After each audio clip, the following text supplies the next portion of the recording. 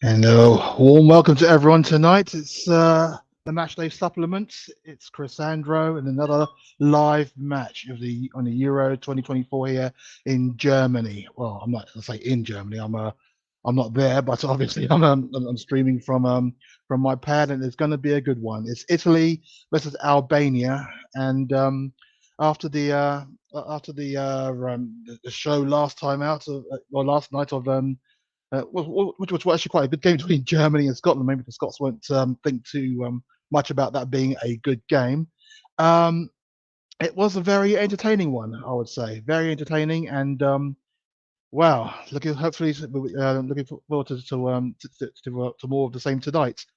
Italy, of course, are the defending champions, which we should know about after they beat us in the final. They beat England in the final, and of course I'm decorated for both teams today because obviously I don't want to show any bias. So I've got the blue, the Azzurri, the blue of Italy, and also got the red here for Albania, Schipperia. So yeah, so looking forward to this one. It's going to be an interesting one. It's it's a hard game to call. Italy, they do have well, of course you can never count them out. And Albania, I think this is their second tournament. They have been um, they've been to a Euros before, and if memory serves me correctly, I don't think they did too well. But it's all a learning curve. I think if it's only the second tournament, then it is good that they are getting the experience. So I just want to extend a big welcome to everyone across the platforms, across our Facebook group, um, which is which is the Tottenham Supplement, of course, and also on Instagram. It's only just the first hour, which will then be cut off by Instagram. Instagram only give us 60 minutes, of course. So that will be the time limits as it stands. But first things first. We'll talk about the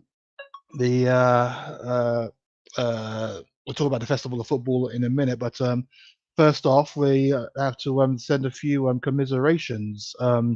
We just this morning wasn't one, but two footballers that have passed away. The first is Arsenal legend uh, Kevin Campbell, who passed away this morning after a short illness, which was it was a shock to me. Really, it was a shock hearing that, and yeah, at the age of 54, literally no age whatsoever, literally no age whatsoever. But he leaves behind a family and friends. So my thoughts go out to him, and may he rest in peace. It was a big shock hearing that, and hope you do rest in peace, my brother.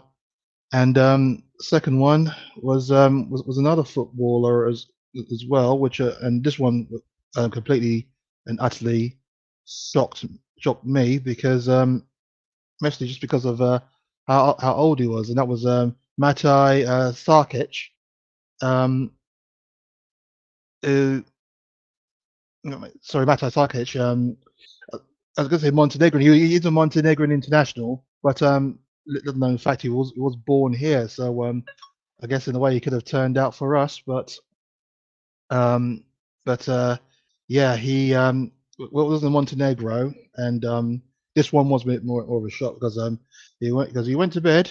Um, I think he was presented with an illness as well. I'm not quite sure what it was. Presented with an illness and didn't wake up the next day, and that was a bit of a shock. 26 years old. Um, and yeah, that's kind of surprised the heck out of me. And there's R.I.P. to these two. You know, at different ends of the footballing scale. One really just starting out, one retired and doing very well in punditry. So R.I.P. to both. I mean, it kind of hits home for me. I mean, I was in hospital the last couple of nights before yesterday with a heart scare myself. So that kind of hit home for me. So R.I.P. To both Kevin Campbell and Matija Sarkic. May you all rest in peace. So yeah, sorry to start that on a somber note, but today is Italy versus Albania, and it is going to be an interesting tie. And well, I think the team news will be will make for interesting reading. It should be out now. I'm just gonna have a little look now. Yes, it should be out.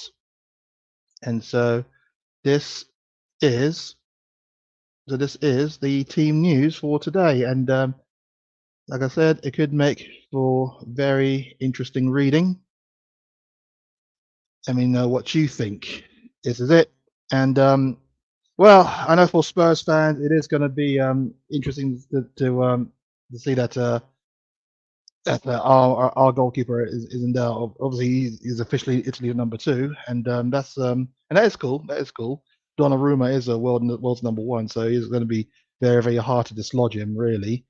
Um, and um, and yeah, so he'll obviously start and goal. He's also the team captain. So yeah, uh, he will be number one.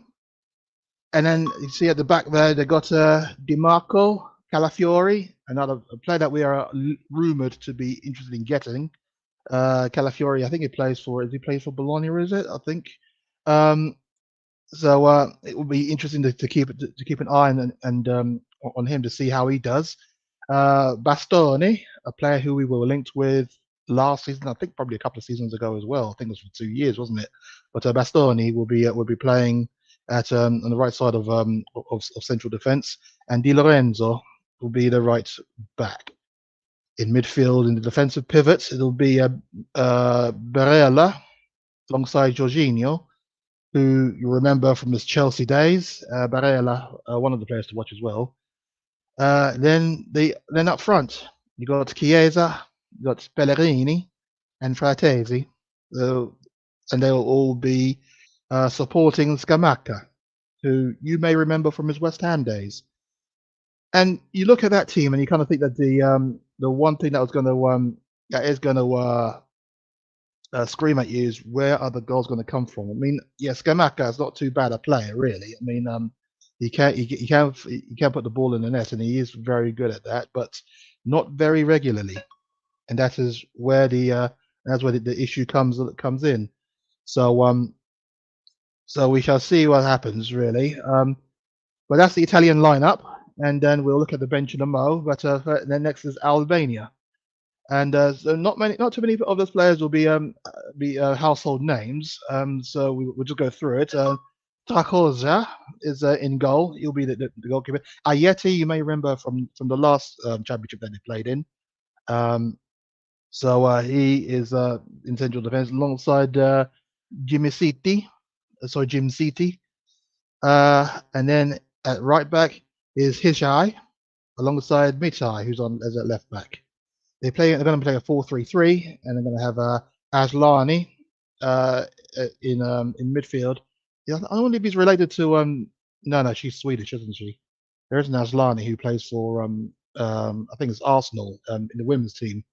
But they could be related. I don't know. But yeah, so she's Swedish. He's obviously Albanian. Ramadani in the central midfield alongside Bajrami. I think he plays in Italy, him. So yeah, it'll be an interesting interesting to see how he takes on his well the people whose land he plays in.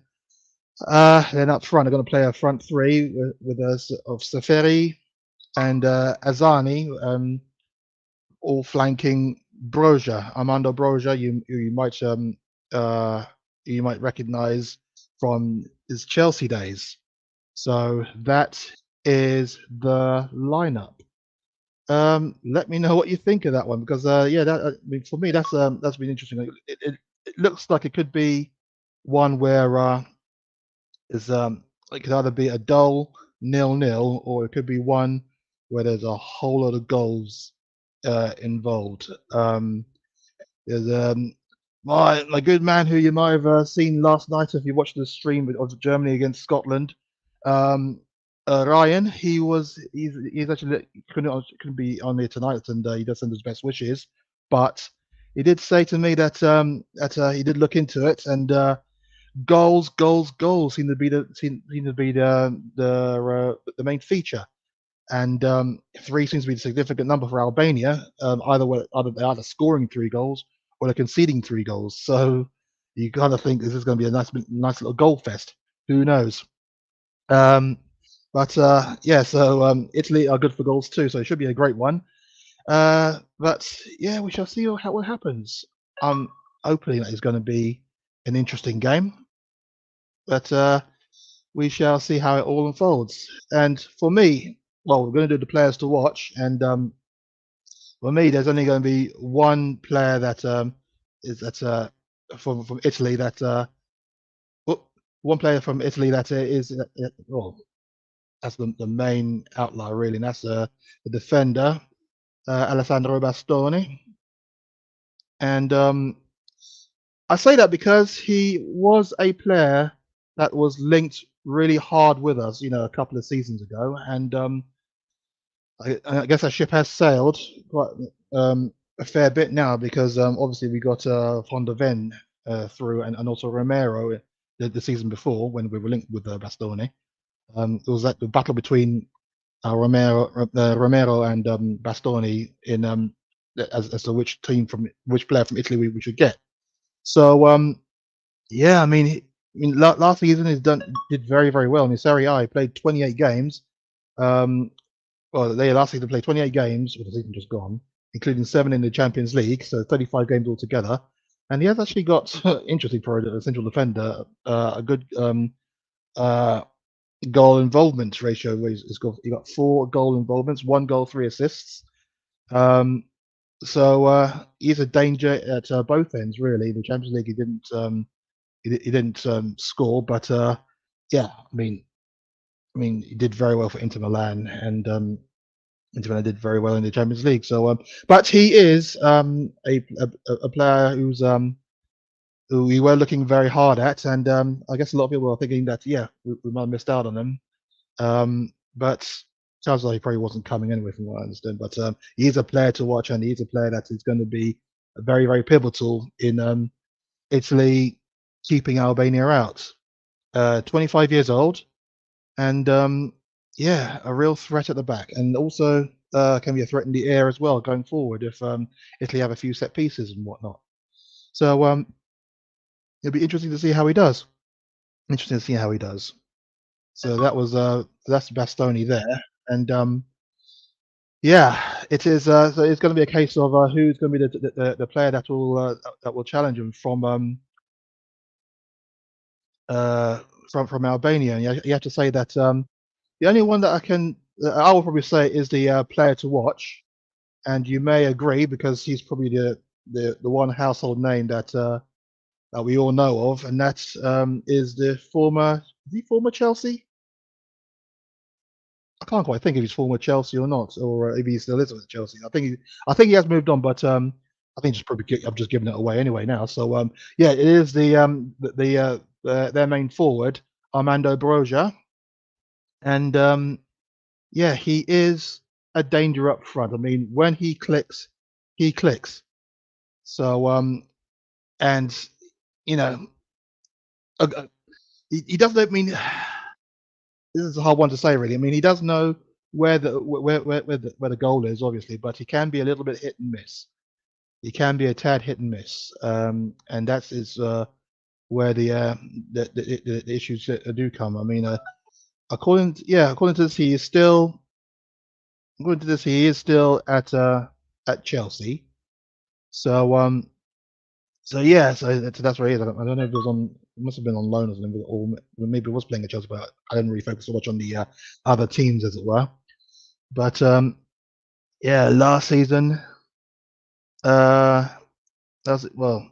Oh, yeah. When there was a little back and forth between Chelsea and he was at Fulham on loan, wasn't he? So that's where he was in the Premier League last season. It says that he had 27 appearances, but yeah, 27 appearances, 21 in the Premier League, 2 in the FA Cup, 4 in the League Cup, and across those 27 games, he had 2 goals.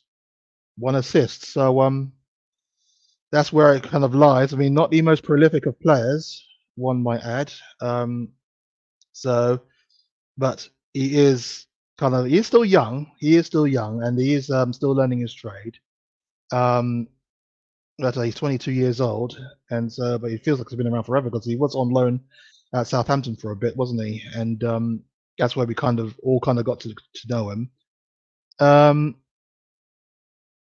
and yeah, so it is kind of interesting. It says here that back in 2009, where, as a youth, he used to be at Spurs. Somebody, if someone can help me out on that one, I had no idea. I had no idea that he was at Spurs as a kid. Then yeah, he transferred to Chelsea Youth, and then came through their academy and everything like that, and then went on loan to Vitesse, and then out to Southampton, where he was on loan again. Yeah, and then at Fulham. So yeah, I did not know he started off at Spurs. That's an interesting one. That is a really interesting one. But I'm guessing that for yeah, I guess we didn't see too much of what he could offer, and that's why he went out to Chelsea. And at the moment, he hasn't really done too much while he's out on loan. Well, his best time came when he was at Southampton, and yeah, and since then he hasn't really set the world alight. I mean, he just played a little bit at Chelsea. Was that under I think 2022? Where was that? But yeah, he played a little bit at Chelsea. Didn't really set the world alight. I don't think, yeah, obviously by the stats I just read out, he hasn't really set the world alight at Fulham when he was at loan there. So it's going to be an interesting one to see. It's one to find out. So we shall wait and see. But yeah, that team news does look interesting. Does look good.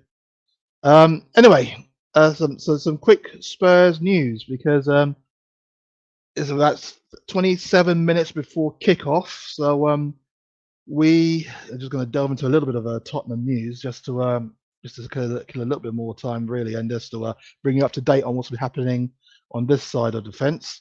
And one of the first things that confirmed today was Luka Vuskovic, our wunderkind defender, from Croatia. Actually, Croatia played earlier today against Spain. I'll let you know the result of that one in a moment. But Vuskovic has joined Belgian side Westerlo on the season's loan.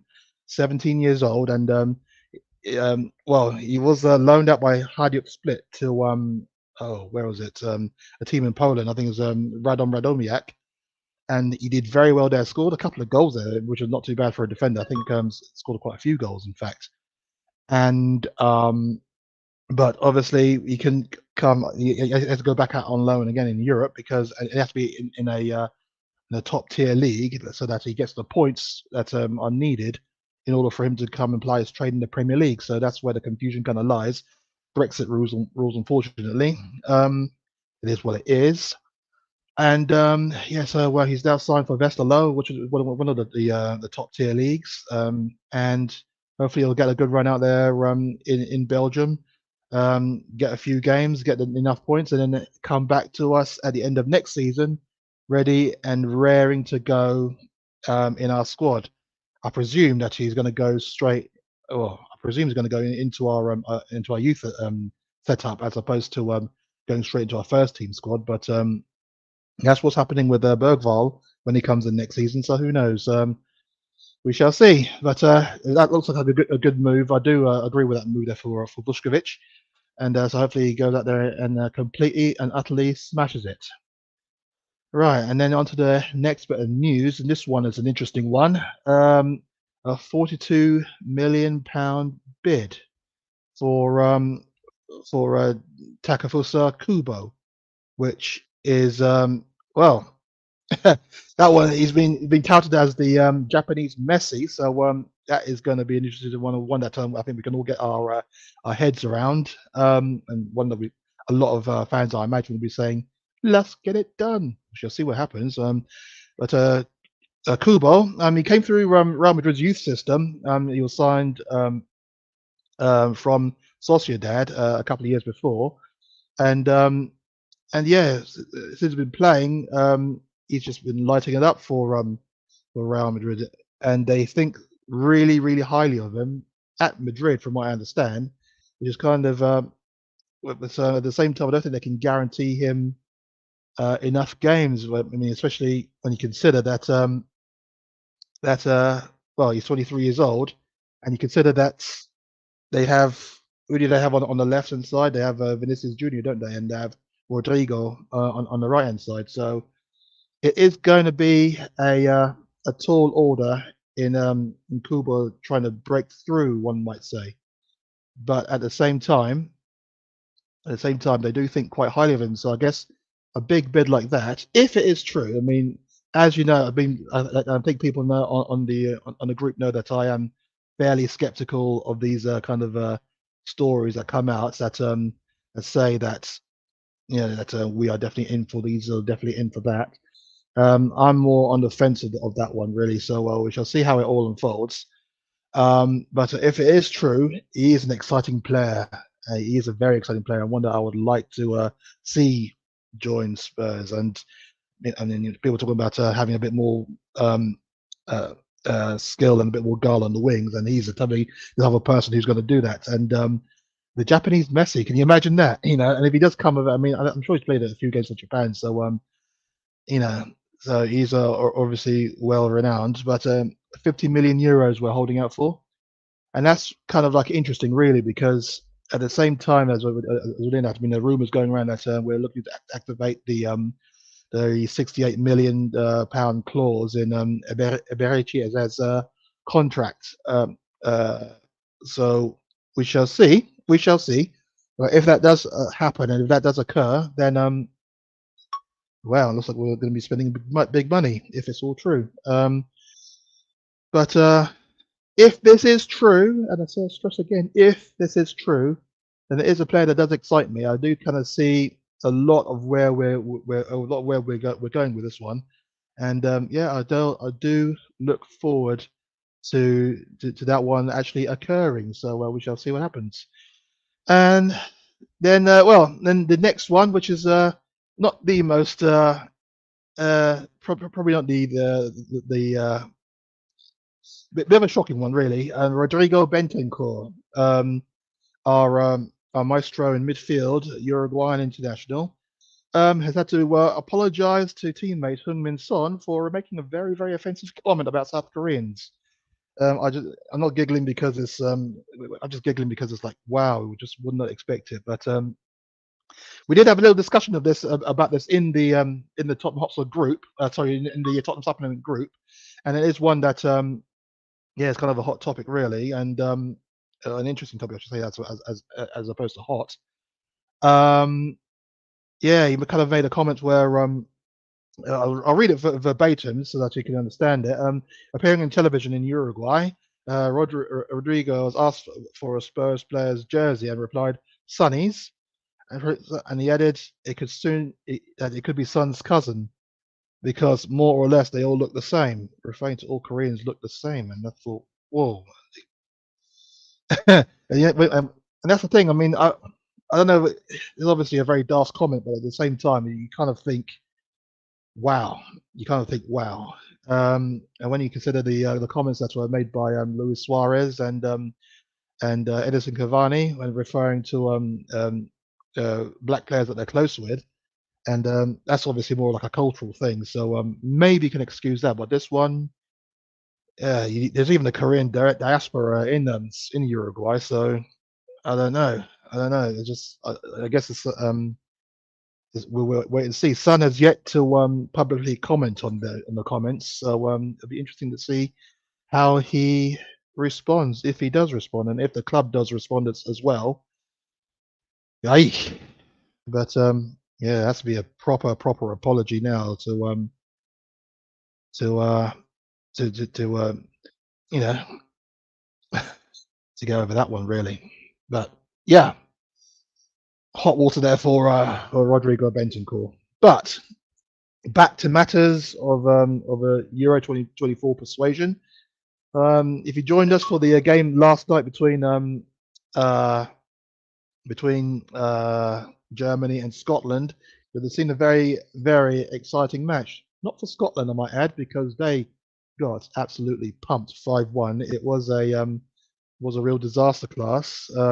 Germany played fantastically. They were brilliant on the night, as you know, and it was a great, and it was a show where we kind of wondered which Germany was going to turn up, and I guess we were kind of left with the answer right there, weren't we? We were left with the answer, and it was very impressive by Germany. And as I said on the stream, I have the utmost respect for Germany, and they looks like they're going to bring their A game to the party.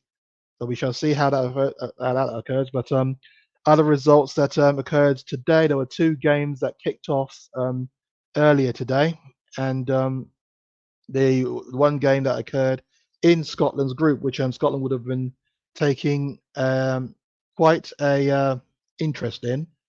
It was Hungary against Switzerland, and that game ended in a 3-1 victory for Switzerland.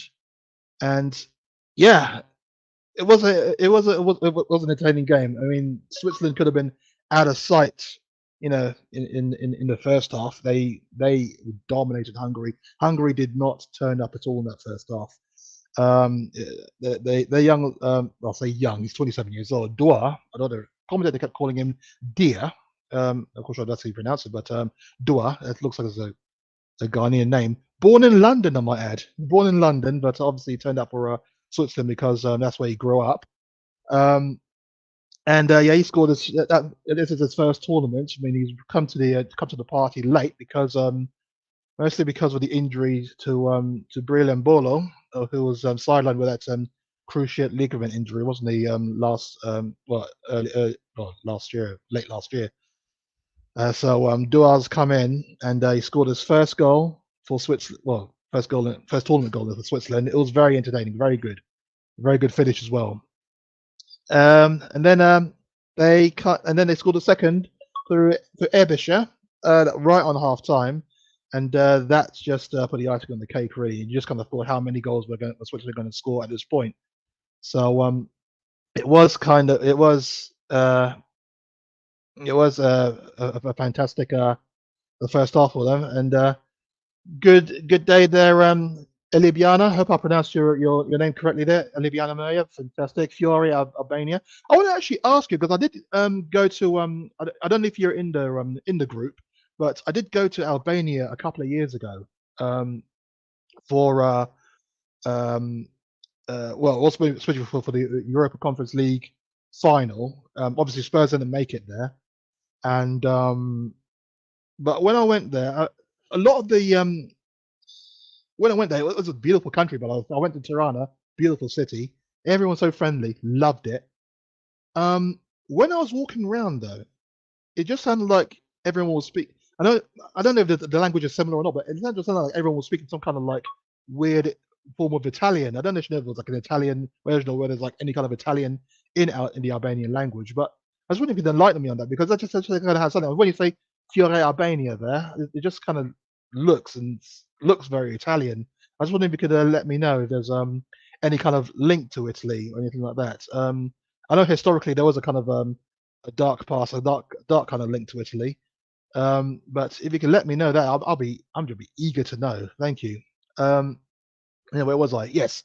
But in the second half, Albania, Hungary came back into it a bit more, and absolutely, and we're really, really close to actually. Well, they rattled Switzerland, and they had numerous chances. Varga then scoring in the 60th minute to really set things up. There, and yeah, they kept knocking on the door. They kept knocking on the door in that one, and yeah, in the end, Switzerland scored the third. Mbola coming on as a substitute and lobbing the keeper after a mistake from the Hungarian defence, and that sealed the victory. But yeah, I mean, if you went by the first half, you would say that Switzerland were just going to dominate this from start to finish. But yeah, they had to hold on in the very end, and yeah, in the end, good victory for them, and that's kind of play. Well, that means that for Scotland, it is going to be interesting because now that means that, as you can see there, they kick off the Euros bottom of the table, which is not ideal for them.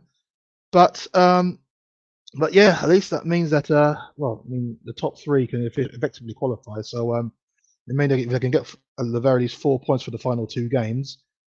But seeing as our next game is against Switzerland, and seeing how well Switzerland played in the first half, that could be a bit of a tall order. But we shall wait and see. The next game there, Germany Hungary, which is always like a very good game. Has huge connotations there.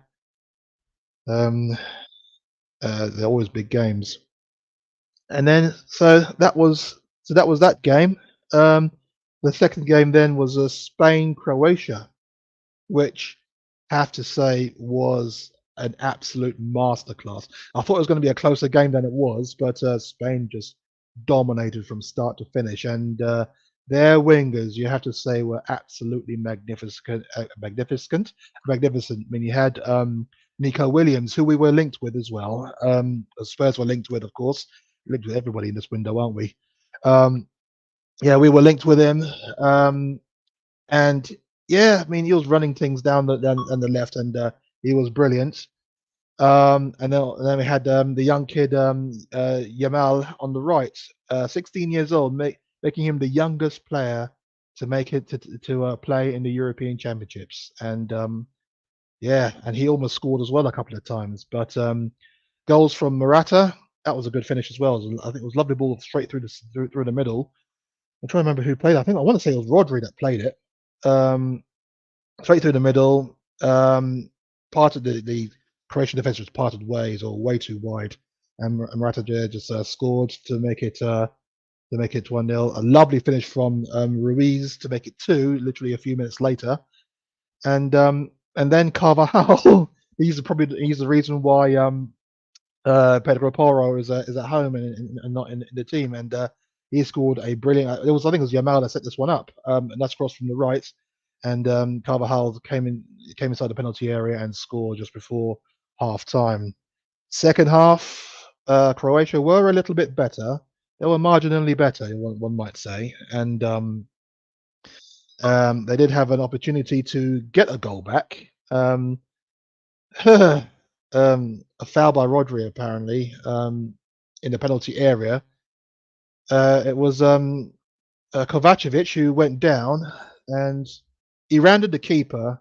It would have been easier just to score, but he decided to take a tumble. I think Rodri hardly touched him, but the way he went down, as if he was shot and poleaxed, it was really, really bad. Yeah, I mean, so the penalty was given. Up stepped what's his name? It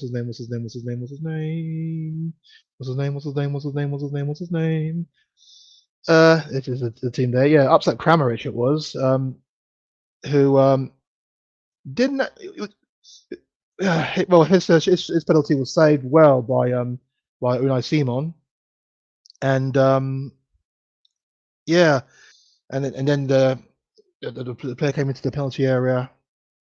I can't remember who that was who then passed it back to Kramaric to put it in, but he had encroached, and it was also I think it was also offside as well, and the whole goal was chalked off and it was a free kick given to Spain. But Spain were well worthy of the win. They did very, very well, and they won 3-0, and they looked absolutely fantastic. And it is in that setting that today's game is that we focus on.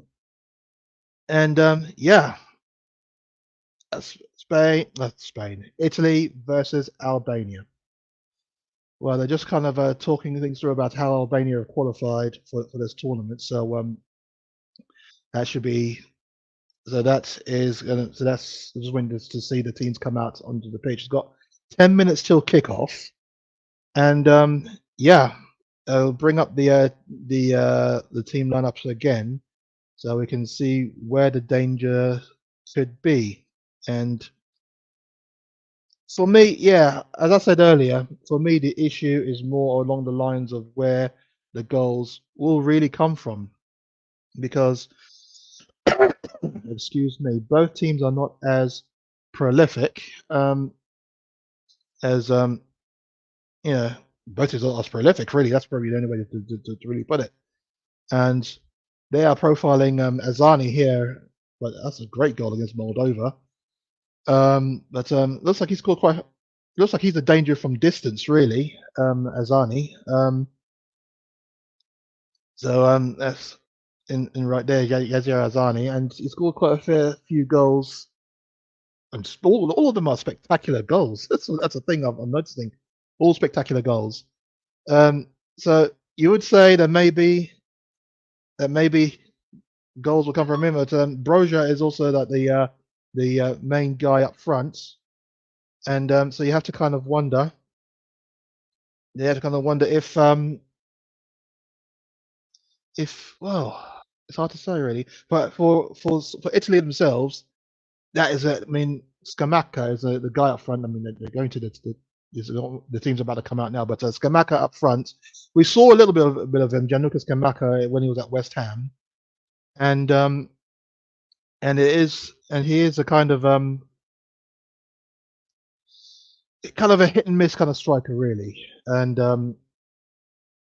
you have to say that there's going to be a lot of pressure on him to actually do the business. Plays for Atalanta now, and if we look at his profile for the season, uh, well, he's got a few. As you can see, he's got a few goals there for Italy. I was looking for Serie A. He's had 12 goals all campaign, so at least it's in double figures, but it doesn't really fill you with too much confidence, does it? Hasn't Well, it says he has an XG there of 6.54, so he has massively outperformed his XG, which is good. But at the same time, you kind of think, hmm, you kind of think, hmm. But yeah, the teams are about to come out now, and it is going to be the team anthems, and here they come. Here they come. Is going to be so they're playing at the Westfalenstadion, or is it the Signal Iduna Park? I think it's called now.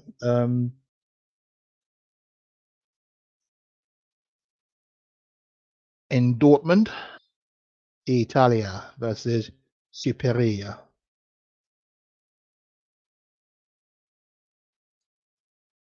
So yeah, let me know what you think the score's going to be. Let me because I think they said in the group is going to be at least if it is going to be a win to either team, will be a narrow win to Italy. I would say it's going to be a 1-0 win to Italy,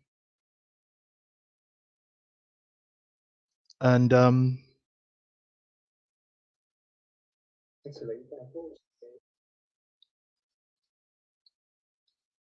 so it's going to be an interesting one.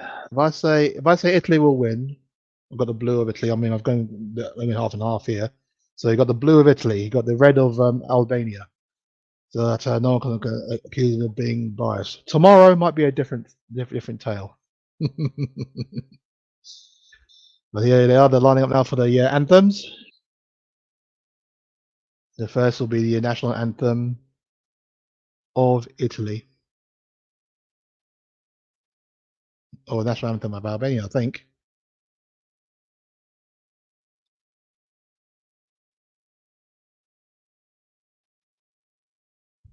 Yep, of Albania. So looking very resplendent in their red shirts and black shorts.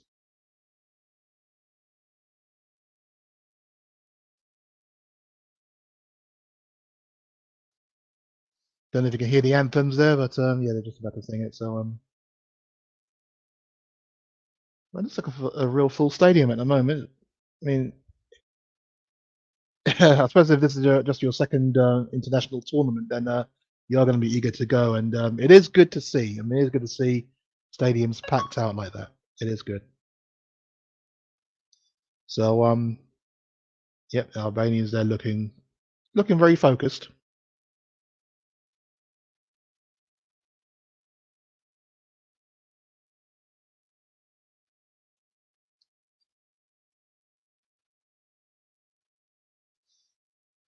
Okay, I'm not quite sure what they're holding up the black bin line. As I try, maybe it spells out the double-headed eagle that's on their flag. Who knows? But hopefully the camera will pan out so that we can see.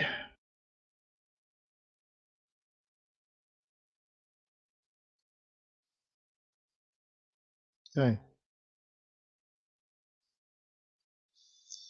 There's a picture of Silvino just then. You might remember him from his Arsenal days. He's now the manager of Albania, now the Italian national anthem.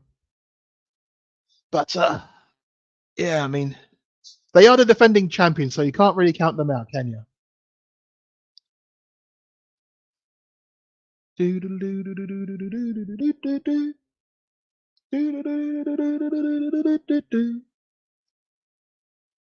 You know, saying there that they have an issue with scoring goals. I mean, I guess there aren't that many strikers around. I mean, I think Balotelli is a bit too old now. I'm actually got 34, 35 now, but he's banging in the goals, isn't he? When he was when his last saw him. So who knows? But look at that, Donnarumma there. He's got the focus on him. Rangy, tall goalkeeper. He's obviously, I know he's Italy's number one, but he's got to be world number one as well. And there's Vicario, so he's in the squad there.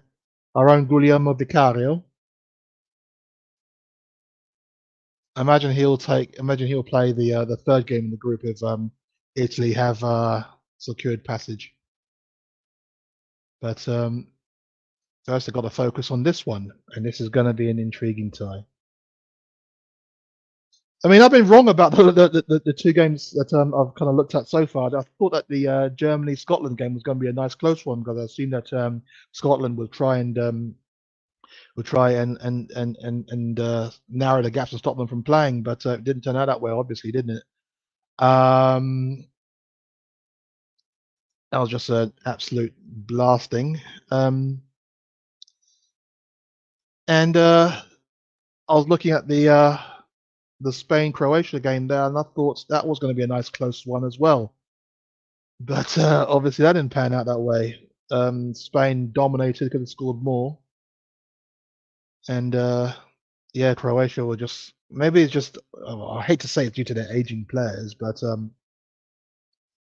yeah, it is going to be interesting. Spalletti there, Luciano Spalletti has a very good looking side there. Calafiori there in defence, a player that we're looking at.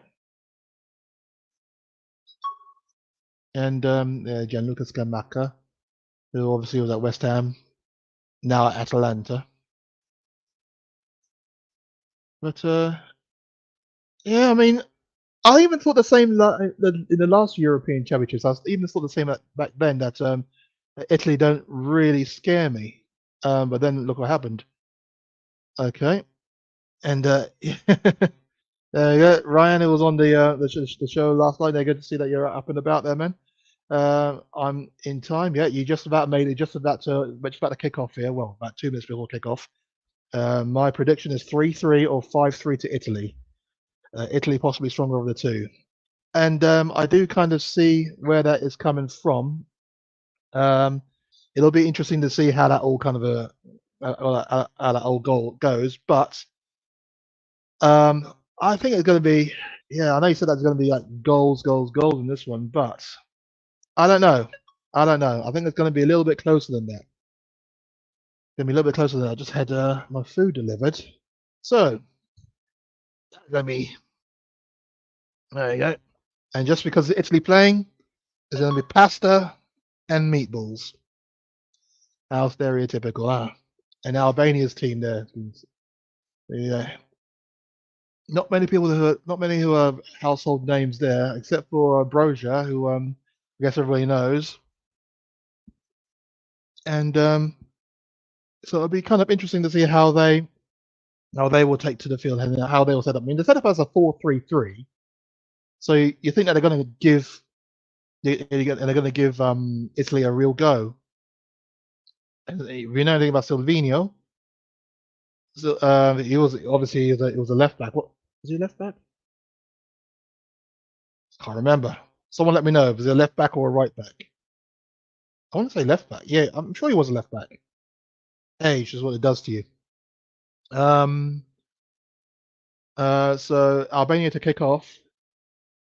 And so if he, you know, obviously defended the lateral attack, so you can imagine how Albania are going to set up. So it'll be interesting.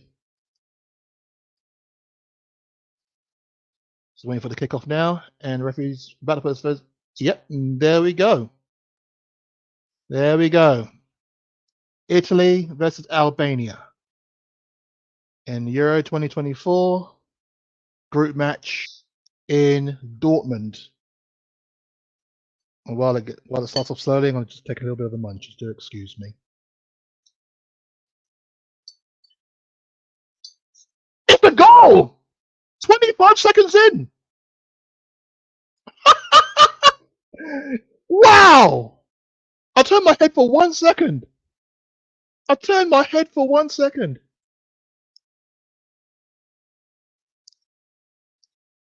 25 seconds in, man.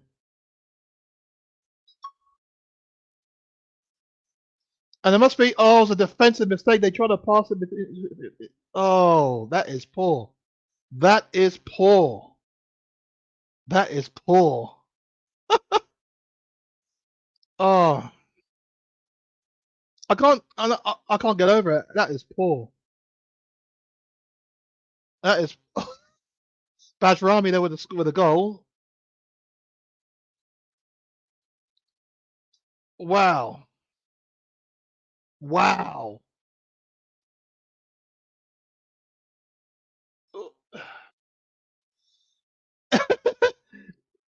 Well, I did say that it might be a tight one, and well,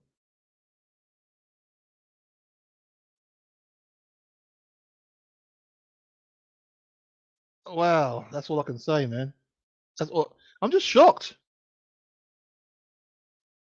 I'm just really, really shocked. Well, there you go, Kay. That's Whoa! Look at this. Oh, Pellegrini there almost scored. Wow, you could be almost right there, man. The 2-1 Albania might just do it. I mean, I'm glad you're that confident. I didn't think that until I saw this just now. But wow. And there you go. Right. Yeah, you did you did say there's going to be goals, man. Yeah. Exactly. I have no idea what was going on. Like they literally just kick off. You literally kick off. How can you be falling asleep at that? How can you be falling asleep? Wow. Albania in dreamland. I guess I didn't expect this.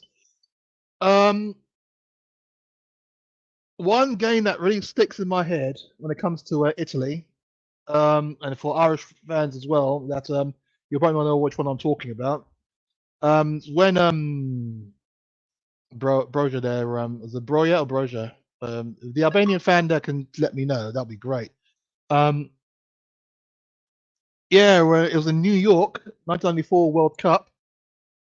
Ray Houghton with the only goal of the game that beats that shocked the world as Italy lost 1-0 to Ireland. I'm scared to go down and eat this food now because the last time I put my head down, Italy decided to give Albania a goal. Italy coming forward now. But this is where I'm kind of thinking that the issues with goal scoring is going to come from. Because although I did think that there'll be an issue with Albania scoring, and although Ryan did say that there's goals, they just didn't have like a recognized striker for me. And like there's like Broja, to me, he's not really the recognized striker. I mean, he has moments, but then they showed Aslani, sorry, not Aslani, Azani, scoring all manners of sick goals, and they just giving the ball away there, Italy, as in the final third. And this just cleared. It's a bit too early to just be launching it outfield now. But bloody Di Lorenzo there buying a free kick. But what a start. 25 seconds, man.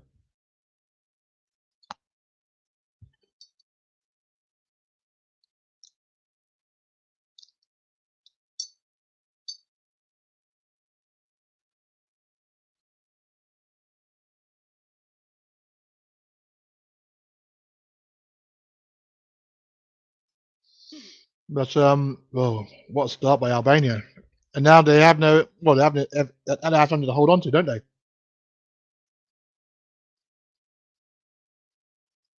Italy are coming forward now. That's Marco with a really poor. No, it's deflected anyway. But yeah, that was what a start. What a start.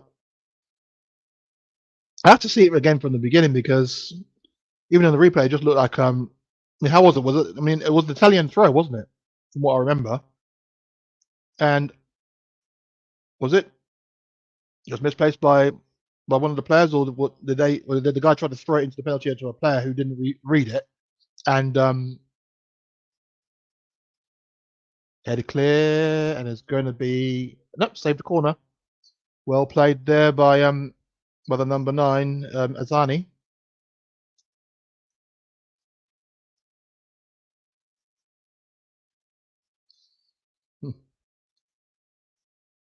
Well, oh look at that! He's all open here. He could have crossed it in first time, but he hasn't. He's going to try to shoot, but no, that's not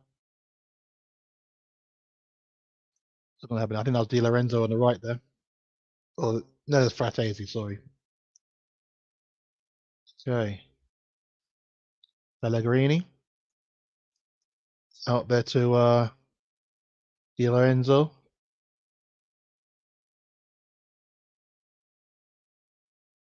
Pellegrini again out there. Trying to play it in. That's a good ball. And trying to back heel there to set someone up, but they didn't read his intentions. But they got the ball back again. Oh, he didn't read that pass. If he did, then that would have been short. Oh, he's offside anyway. But wow. Well, Italy now have a bit between the teeth.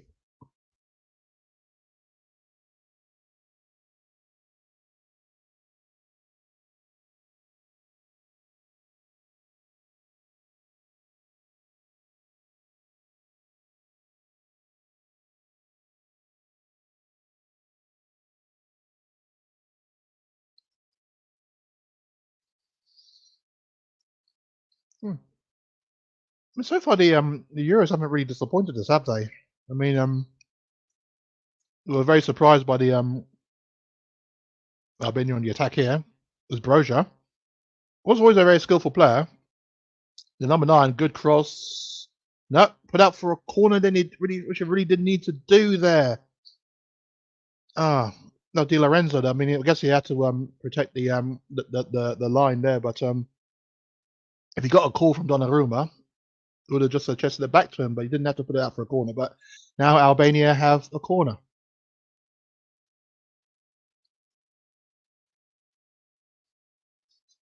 And now I'm intrigued. Now I'm intrigued. It's Aslani with the corner. Broja was born in England, wasn't he? I mean, he was born in London, which is why he was with Spurs as a kid, I think. And yeah, he decided to play for Albania. I guess probably for the best choice. Wasn't the best of corners, but it looks like it's about to be another one anyway. So a second corner in a minute there for Albania.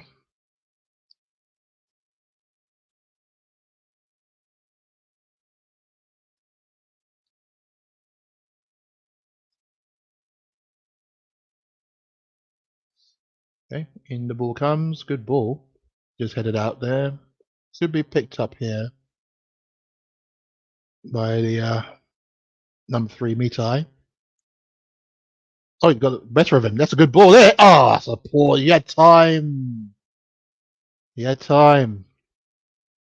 Offside anyway. What a start, man. What a start. 1 second. You don't mind me eating, taking another bite, or I won't be too long, but what a start, man.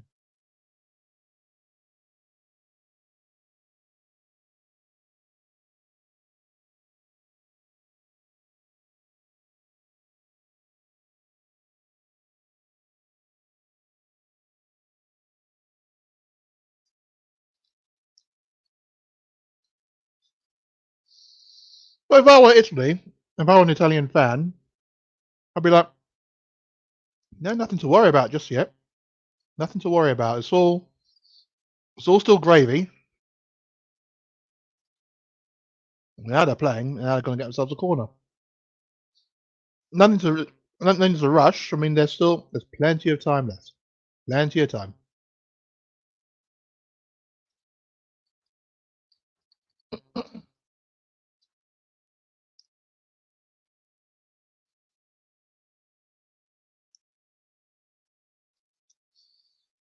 There's Pellegrini with a corner. I think. Although Di Marco is also there. Yeah, they're going to play it between themselves. Pellegrini gets the angle. That's a lovely ball in. That's brilliant play. That's a fantastic goal there. Alessandro Bastoni there with a goal. They equalise after 10 minutes. You have to say that was a brilliantly worked goal. Brilliantly worked. I think it's safe. I don't think he's offside there. That was fantastically played. And yeah, I did say that the player that will be a danger. Didn't I say that is a danger at both ends at the start? And there he is popping up with a goal. But yeah,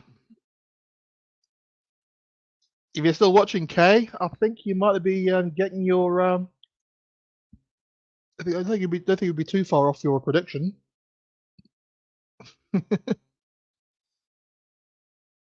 Brilliant.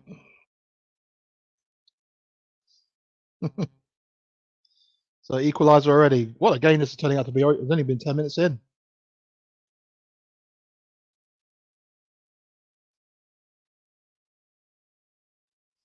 Okay, well, I said that Albania had something to hold on to, but yeah, that's been scrubbed. Alessandro Bastoni with a header from a corner. It's 11 minutes, cancelling out the mistake by the Italian defence that allowed Bajrami through after 25 seconds. It's 1-1.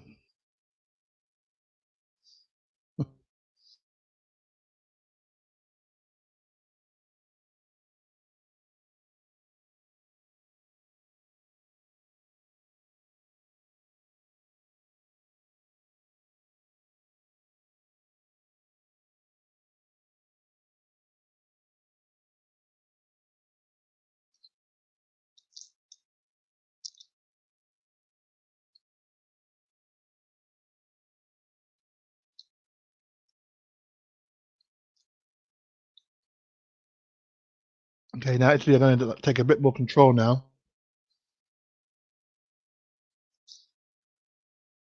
Now they've equalised, so you could just imagine them just chilling and just picking their moments now. But yeah, there is one team that are likely to be shocked into action. It was always going to be Italy. That's how they usually work. They're notoriously slow starters in tournaments. If I remember rightly, the 1982 World Cup, which is a tournament that they won, didn't win any of the group games, the first group games. They drew all three of them, only scoring one goal, the 2-0 and a 1-0. And then got to the second group stage, and that's where they beat the world champions Argentina 2-1. They then beat the favourites for the World Cup, Brazil 3-1, and then took apart Poland 3-1. I think it was the 2-1. Paolo Rossi scoring two goals, and then yeah, they beat West Germany 3-1 in the final. West Germany, who at that time were European champions. So that's what I mean when I say that they are usually slow, very very slow starters. So so yeah, I wouldn't be surprised if this ended in a draw. That's a long ball and unlucky there. Then you try to get Pellegrini out there to pick that one up.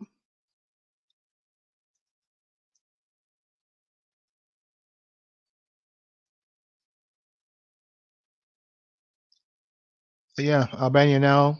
Well, how are they going to counter this? What they're going to do now? They have to try and think of something.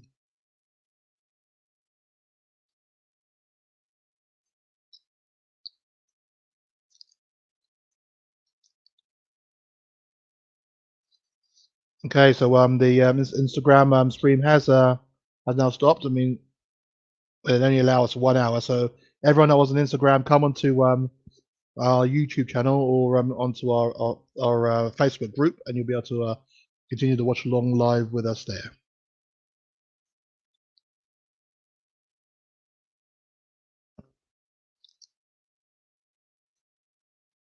But yeah, Italy just yeah, going through the motions, as it were. Good ball, lovely play. Oh, almost in again, almost doing it again. How's Demarco there down there on this left-hand side? They managed to. He is like an attacking wing back, in the same mold as Udogi. And yeah, put in the good ball there, and just unlucky there. Pellegrini was unable to get on the end of it. There's Demarco again for Italy.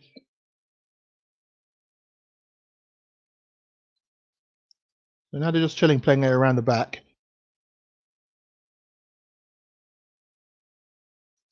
It's good. So send 1-2. Oh, still got to get the ball back. It's in! Oh, they've turned it around. They've turned it around. Oh, Marco Barella there with the goal to make it 2-1. They have turned it around. Ah, my days. Ah, my days. Oh, my word.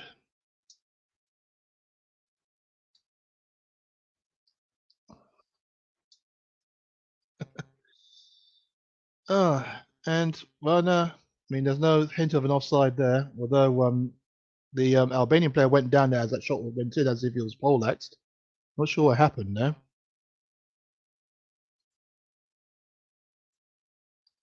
But yeah, that's going to stand, I think.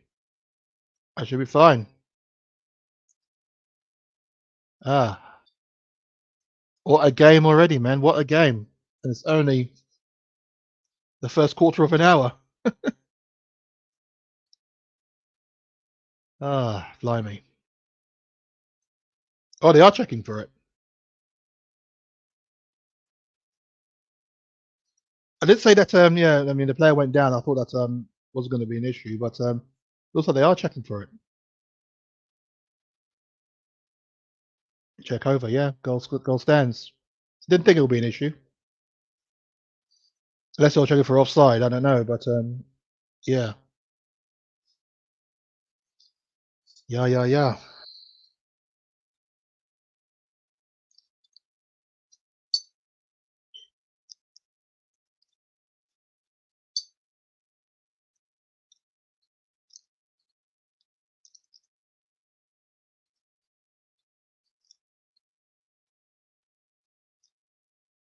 Oh, the skills. It's got to be offside, surely. But well played there. Well played there.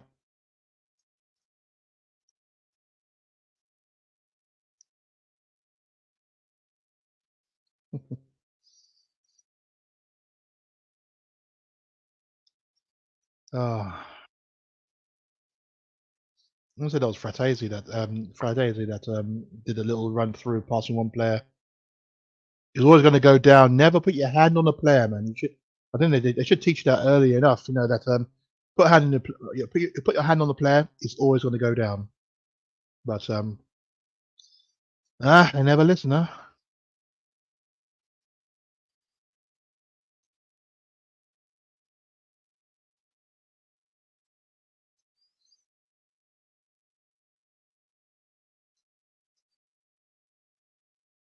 Italy coming forward again, but yeah, that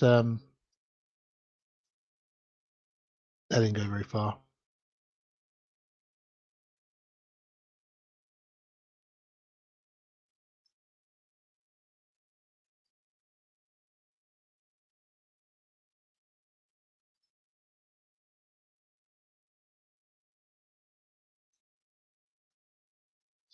I'm just looking in the group there, and there's a comment from one of the admins there regarding the Albania goal, saying Vicario would have saved that. I don't know about that. I mean, it was a mistake by the defence, so it's hard to say.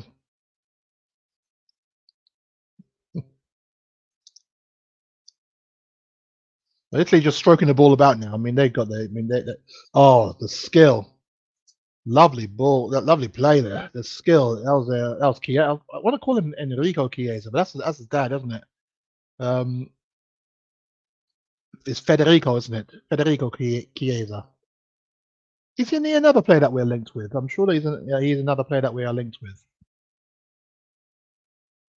which is yeah, always linked with these players, man. But the case of whether it's all true or not. 20 minutes in, is Italy 2, Albania 1. Italy, of course, falling a goal to a following a goal behind to which was struck by Bajrami after a defensive mix up after 25 seconds, and then corner comes in. Oh, it's headed back. Oh, Italy made a complete mess of that one, and Albania did have what it takes to counter. Broja is fouled. That's a yellow card. It has to be. Has to be there. Pellegrini knew exactly what he was doing. Exactly what he was doing, stopping a counter there. But anyway, yeah, Bastoni there were equalising after 10 minutes, and then 5 minutes after that, it was a very good finish by Barella to make it 2-1 Italy. That's the score as it stands now, and Albania had a chance to counter just then, but Pellegrini there brought down Broja, gets a yellow card, and Albania get a free kick, which they decided to they didn't decide not to pop it into the box. They decided to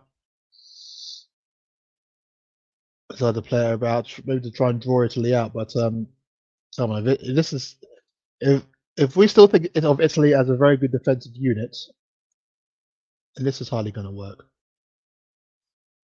The best opportunity was to try and get into the box there and have the tall players really bother them. But yeah, now Italy are set in their defensive ways, and yeah, Albania have to try and go through that. But here they come now, trying to play out on the right here. There's a number 9 Azani there with the ball, passing it back to Ramadani. It's going to come back to, no, it's not. Yeah, we'll come back to Ramadani here, who's yeah, on the right. Going to drive forward, and this is Huzai. Oh, that's a good ball. Unlucky there. Oh, that's going to be a foul. That should be a foul. No, really? No, referee's saying play on. Why is the Italian player getting upset? Because surely that would have been a foul to Albania.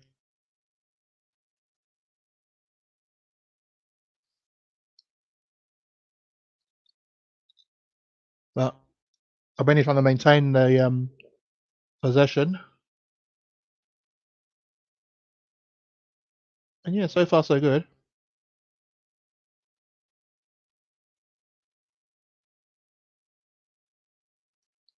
And there's all goes missing, and it's now an Italian throw. Why is he shocked? It was an Italian throw. It literally was an Italian throw. I mean, it came. Everyone wants to complain about everything else.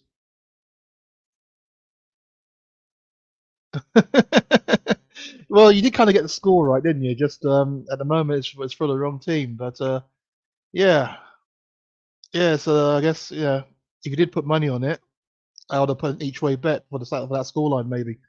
But yeah, there's still a good 70 minutes left to go, and yeah, currently it's Italy who are in the ascendancy. Well played there. Well played there. That was good footwork there by the number 18 Barella, and for some reason it's put out of play. So yeah, it's going to be is it a throw or a goal kick to Albania? Goal kick.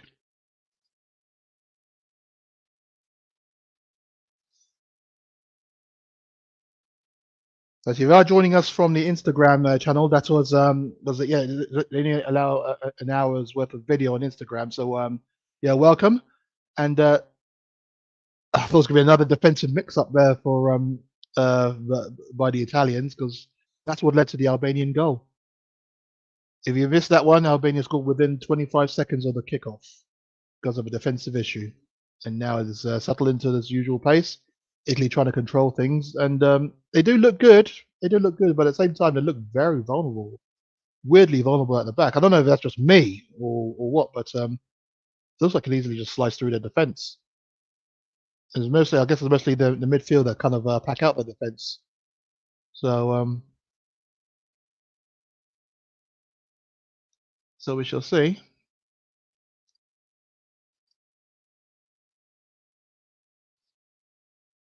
There's a number 8 there. Yeah, definitely passing and moving it through now. Calafiori on the ball now. Nels out there to it goes back again to Jorginho.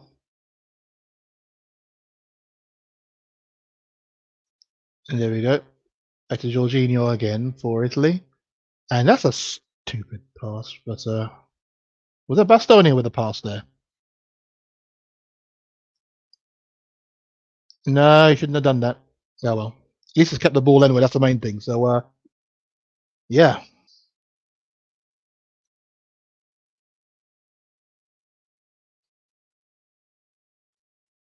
Okay, Albania are pressing are dancing on our right hand side.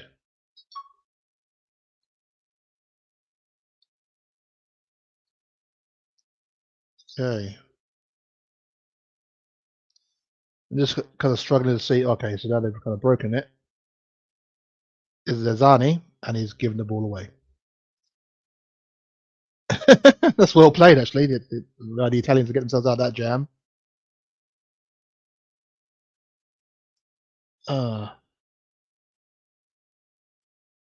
That's good. Ball out here to number 10 Pellegrini, who's kind of hogging this left hand side now.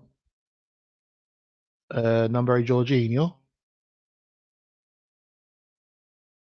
Pass it back to Bastoni there to play.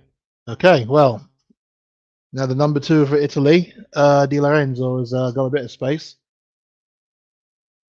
Is lofted that one there, Jorginho. Good ball.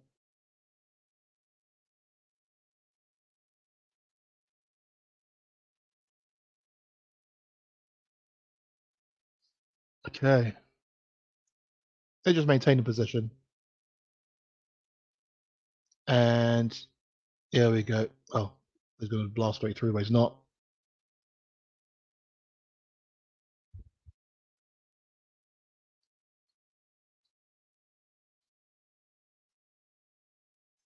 Okay. Right. Out here to Di Marco, who's out here on the left hand side. Back to Calafiori.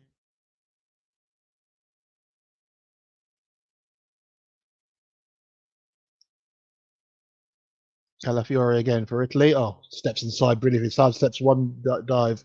And this is out to the right now. Chiesa. Jorginho back to Chiesa. It's working it quite well, but there's a lot of movement, but not really any forward movement by Italy. But they are keeping the ball away from Albania and they're making them work for it. So that's the important thing, really. Tire the Albanians out, but the Albanians are not pressing crazily. And when they strike, and they've got the ball back now. And they give, oh, I thought they gave the ball away, but it's going to be a throw to Italy. Not too bad football there, but and again, all that possession for Italy, and in the end, it just counted for nothing.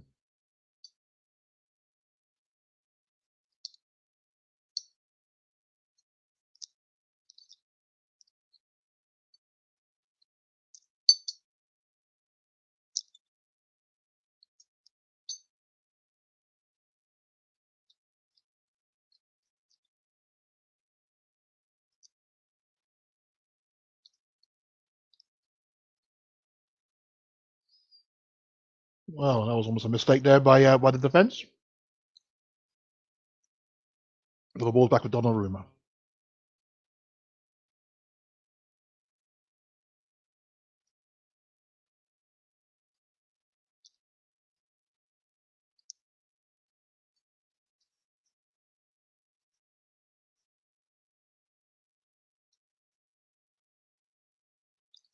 If you're just joining us, welcome to the Tottenham Supplement YouTube channel. Broadcasting this game on the YouTube channel as well as on the Facebook group. So welcome. At the moment, it's 30 minutes, about to be 30 minutes gone in this game here in Dortmund. Group B match between Italy and Albania has been a cracking start. All the goals coming in the first 16 minutes of the game. Absolutely cracking start.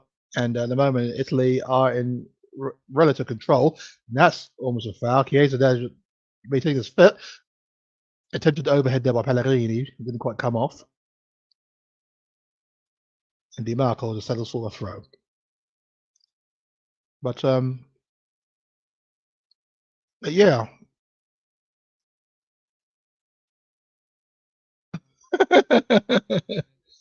uh, can Pellegrini do overhead kicks like that? No, I'm asking. I don't know if I've watched him play now. I can definitively say yes, he can, or no, he can't. But it's just interesting because way he went through, he just didn't quite catch it. So is that offside? I guess why did he throw it back to him? Hmm.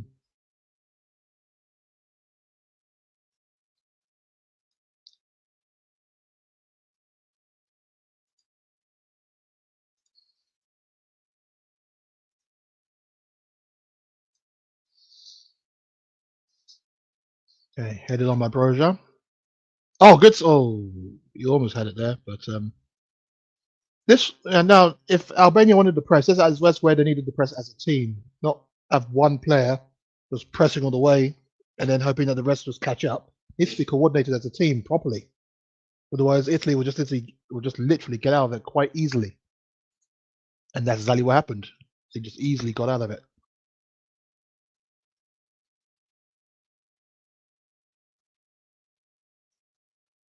Italy with the ball, and that's what when I'm referring to the press. This is what I'm referring to, where Albania are happy to let them have the ball, and this they're just happy to just pass it amongst themselves in the middle of the pitch, and then when they come close to the Albanian third, that's when the press starts, and if that's how they're planning on doing it, then that's fine. But you have to hope it yields better results for them.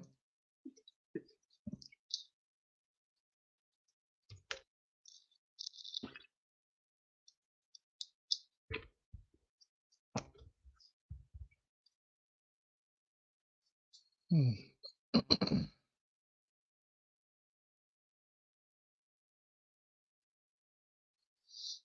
Okay, so there's a Chiesa trying to play it through there to the number 7 Fratesi. So he's got the back now, and this is a chance. This could be 3 off the post. Oh, Frat, yeah, Fratesi almost making it 3. Oh, they've got through here, and that was a poor cross in the end. But yeah, Fratesi there almost making it 3 with a delicate chip. Unfortunate.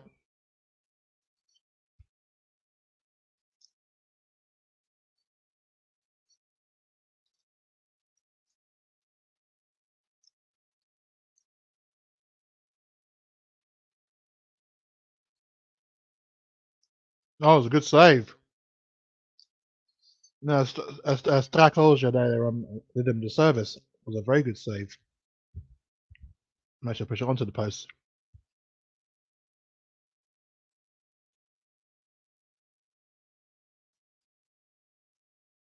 Hmm. Just the merest of touches there by Starkova. By Starkoza, sorry. Brilliant save.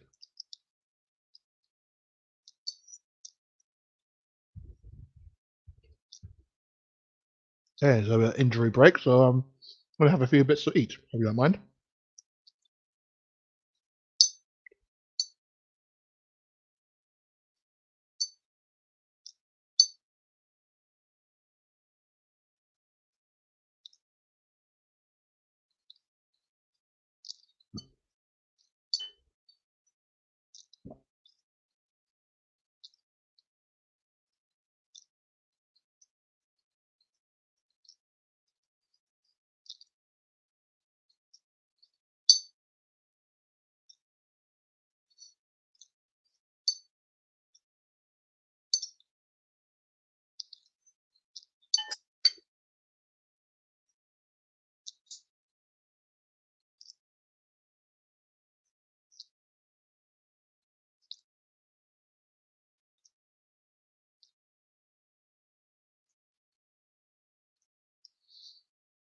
Okay, so 10 minutes of the game of the first half to go, and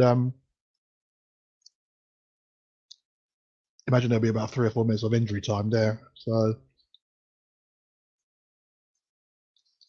yeah, intriguing.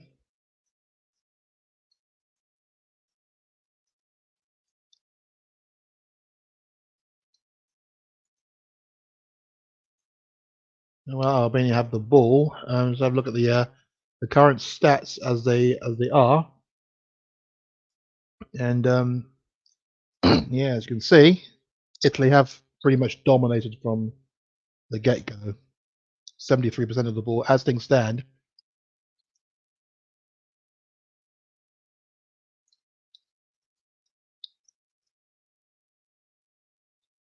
Mm. Anyway, yeah, so Italian ball still. So 73% of the ball as things stand. They haven't had an XG so far from the 10 shots, of which 3 have been on target. An XG of 1.09. So at the moment, outperforming their XG, as at Albania, because their goals literally just from a defensive mistake. So, but um, but yeah, they did have Italy also had a shot that was palmed onto the post. So yeah, they are to say that they are deciding the ascendancy. So two big chances and both been resulted in goals. Well, one of them was one big chance. Oh yeah, yeah, two big chances. I guess that one that was hit the post was saved, and one of them resulted in the goal, and the other one was missed.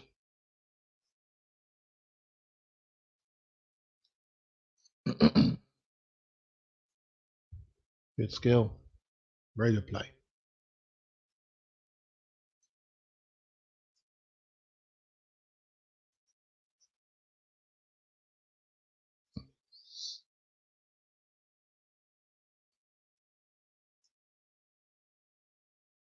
Okay, Jorginho. I wonder where he is. This. I mean, I want to say, yeah, he's at Arsenal. Oh, okay. Oh, yeah, he was. He was. Yeah, he is at Arsenal, and then obviously they bought Declan Rice, so he hasn't played. Another one of the contingent that's moved from Chelsea to Arsenal. They seem to love doing business together.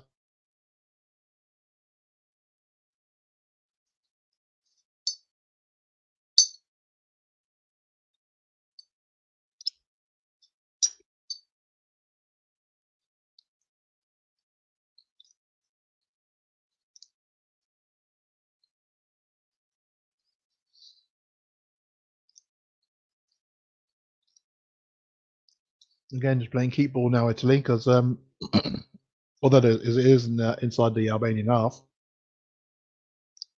they're in no real rush really. I mean, historically they've always known how to close out wins. Oh, that's good football. There's Pellegrini right there, and this is the Marco. Oh, good ball. Unlucky there. It was just was cleared there by the Albanian number 6 there, Jim Seafty, the captain. DiMarco with a throw now.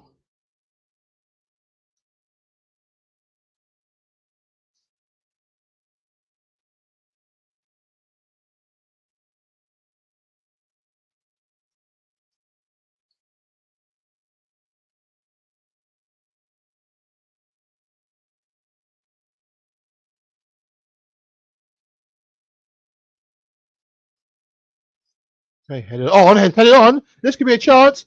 Good save again there by Starakoja. He's been the main man so far, and he's the goalkeeper for Albania. Great save. Oh, it was good football. Skamaka that was on, and yeah, great save. Out for a corner.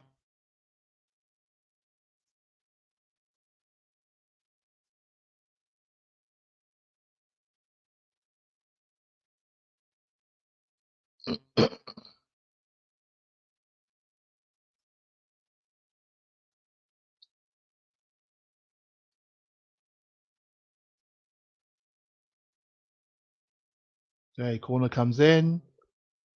Headed clear. So completes the clearance. Oh, good play. Nice and calm, but that was not needed.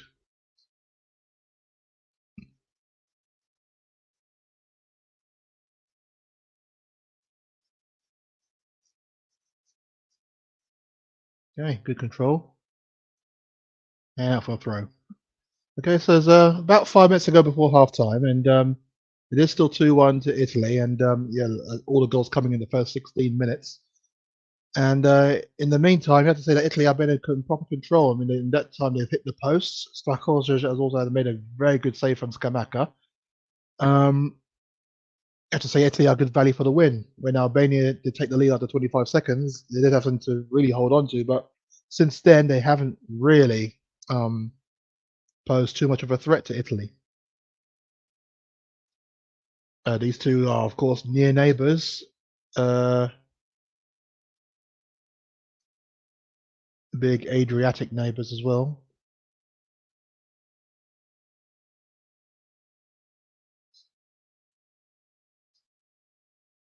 But yeah, I mean, what can I say? I mean, lovely. Both these countries, lovely. I mean, I've been to Italy a fair few times with Spurs, obviously, and Albania was a lovely eye opener. It was fantastic, friendly people. Food was outstanding too, and you could go for long walks in the in their major city, Tirana, which is the capital, and you don't get bothered. You don't get at all. You don't worry about anything.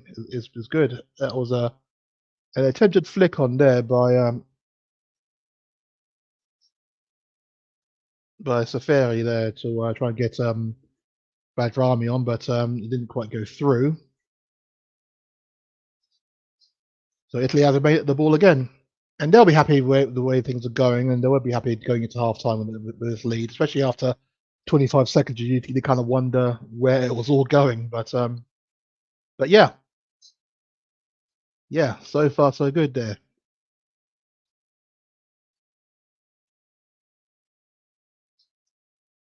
Crossfield ball. That's poor. He had no reason to do that. Don't applaud him. Don't applaud him, Chiesa. That was a pointless ball. He had no reason to do that. Calafiori, player that we were linked with. If you do come to Spurs, I hope you don't do that. They have no need for it, mate.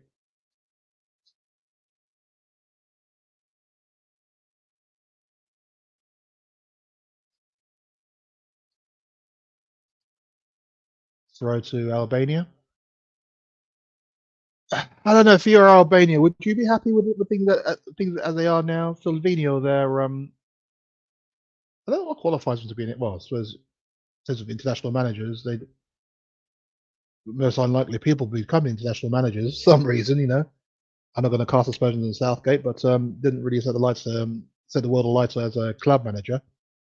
But as an international manager, he's getting the job done. I have to say, he's getting the job done. I know that maybe people might not agree with that, but getting the job done. Silvino, thing is, first into the manager, he was parachuted into a top job, and he lasted what 18 minutes, something along those lines, anyway. So it's a free kick to Albania. It's good play, but get it back in the ball quickly. Oh, you're not going to. Azani there with a shot, but as he was always running, I mean, having said that, I mean they did show his goals in qualifying, and they were all bangers. They really were absolute blasters from 30 yards. So maybe I shouldn't be so quick to condemn there. Maybe if he had the opportunity to do it, then I'll say take it because obviously he has the power to do it. But what's going on here is a goal kick, isn't it? Yeah, there we go. And just try to play from the back. 30 seconds until the whistle. Well, until half time. There's going to be injury time because there have been a fair few rambunctious challenges and a bit of few stoppages.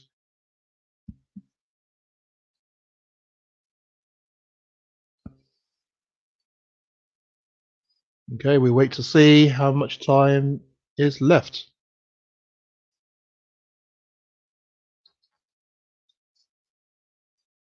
Okay, here we go. It's 45 minutes up, and it is going to be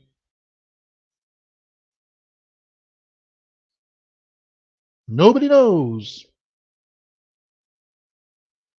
There you go. 3 minutes. 3 minutes of added on time. So this should be easy enough for Italy to do seal out. I mean, they held onto the ball to do absolutely nothing before in long parts of this first half. So I can imagine that they'll see out this remaining time, passing amongst themselves, looking like they want to threaten the goal and then passing back. Not that I'm saying that that's boring. I don't mind that at all. I mean, that's just controlling the game. I know a lot of people have a few issues about that, but me, no, I'm good. I'm good with it.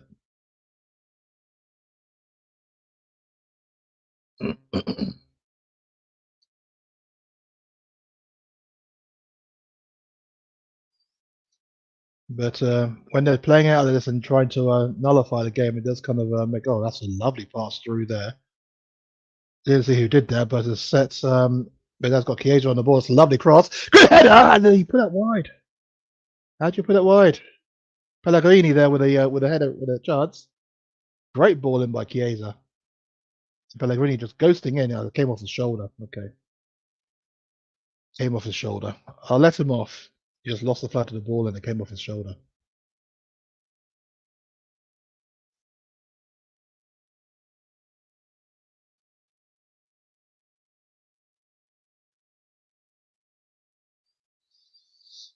Hmm.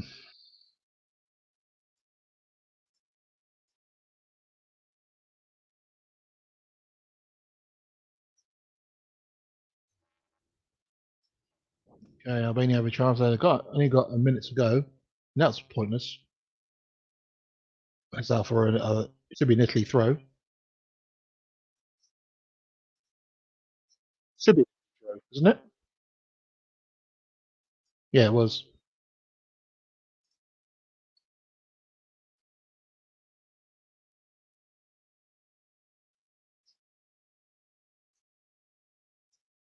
Okay.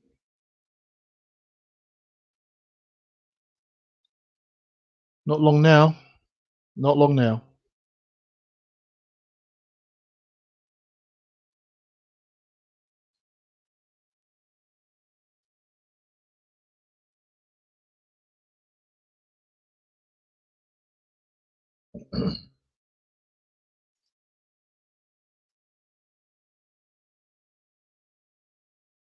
Yeah, it's a nice little deep ball, but there you go, blasted out, and there it is. It's half time, and I have to say that it's been a great 16 minutes, and after Italy then controlled proceedings, a goal from Bajrami after 25 seconds after a massive confusion, a bit of mix up there from the Italian defence. That gave Albania something to hold on to, but they didn't hold on to it very long. The lead only lasted 10 minutes. As when Alessandro Bastoni scored with a lovely header from the set piece. I did say at the beginning that he's going to be a danger from set pieces, and that's how it proved to be. And so that was 1-1, and then 5 minutes later, Barella scores a very good goal to make it 2-1. And in that time, Italy just controlled proceedings. They had a chance to increase the lead. Has increased the lead when who was it? Was it it was I want to say there wasn't. Oh, for God's sakes! I want to say Pellegrini had an opportunity that was then saved by the keeper and onto the crossbar. Pellegrini definitely had a chance with an overhead kick which he failed to connect, but maybe should have tried to header it. Who knows? And then Chiesa had an opportunity just before the end. So they've had decent opportunity to try and extend the lead. So but yeah, it is. It has been a very good first half for Italy, and if they ignored the first 25 seconds, then it has been a completely fantastic, down to the script performance. So yeah, that's half time. We're going to take a little break. Obviously, the season end and the Euros, and we've had so far two fantastic games. Well, one and a half fantastic games, I should say, on this channel. And the Germany game was a belter. The first half of this game was brilliant as well. And also the games which Spain, early games which Spain beat Croatia, and Switzerland beat Hungary. So that's Scotland's group looking almost difficult already with Germany and Switzerland on maximum points, and Scotland take on Switzerland in the next game. But today,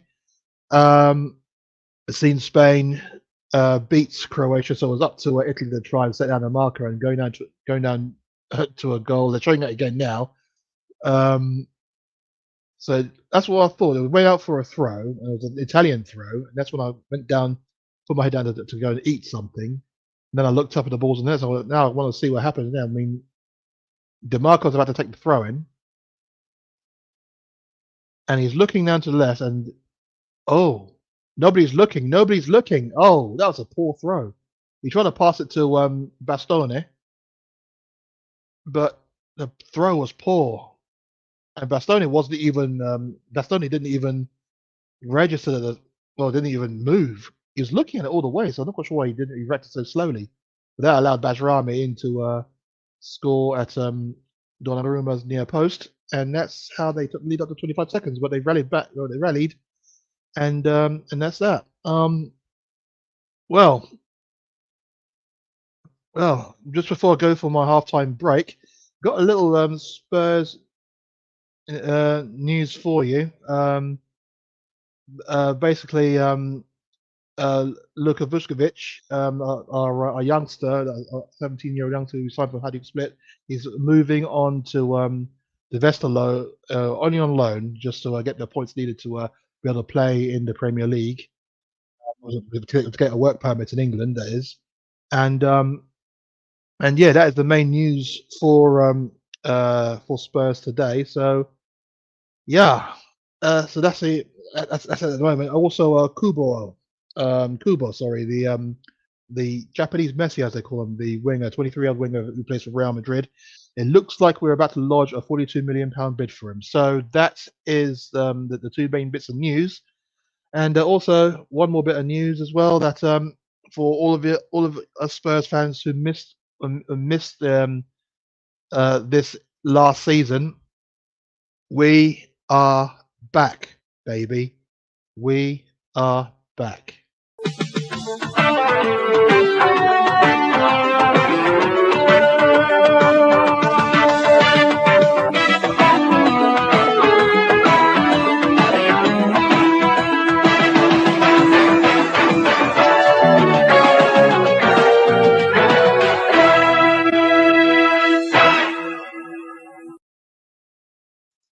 Yeah, so that is Spurs back in Europe again, and looking forward to we're in the Europa League, of course.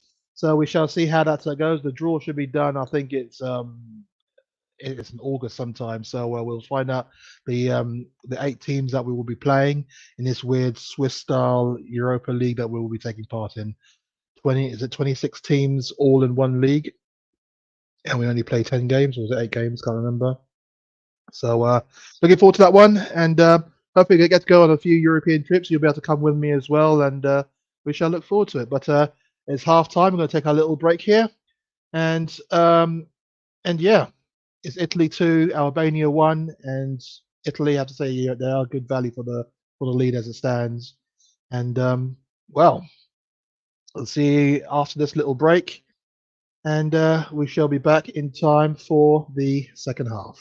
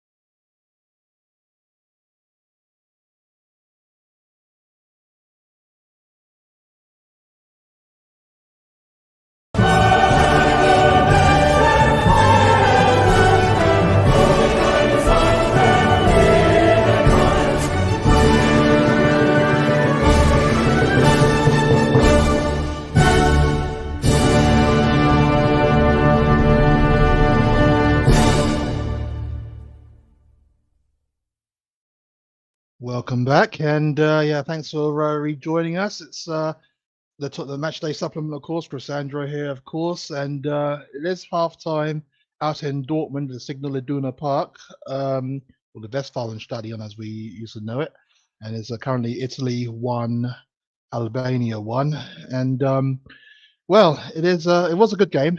It was a good first half, very interesting and very entertaining first half. Italy doing what they needed to do, although they were shocked by a goal down very early, but they rallied back very well, and it is going to be interesting. Okay, well, a little bit of breaking news, but it all depends on if it's just all a pinch of salt, really. I mean, it says here that it's Spurs news as well, so I will read it. There's a bit of rumor. It says Spurs pushing to sign £60 million Musiala clone who's going to be a superstar. And they open up with a picture of Musiala, but you can bet your bottom dollar it has nothing to do with Musiala. And it's in fact going to be about Eberechi Eze. So I'm looking to push that one through by the looks of it. And yeah, so that should be, hopefully that's one that we're looking to do as well as the Kubo deal. We shall find out though. But yeah, the teams have now come out, so we're about to start the second half any moment now, and it will be interesting. It'll be interesting to see how Albania move this about, because obviously they don't want to lose the opening game or lose their opening game, and although they were on the back foot quite a bit, and Italy did kind of put a lot of a hell of a lot of pressure on them, and Albania did back a lot of it off. Yeah, Albania, as long as they still see it as 2-1, they know that they're still in with a chance.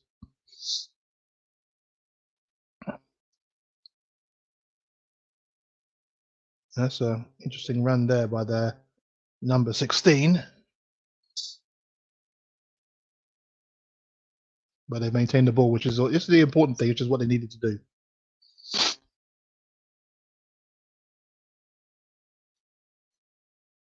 So Berisha's come on as a substitute.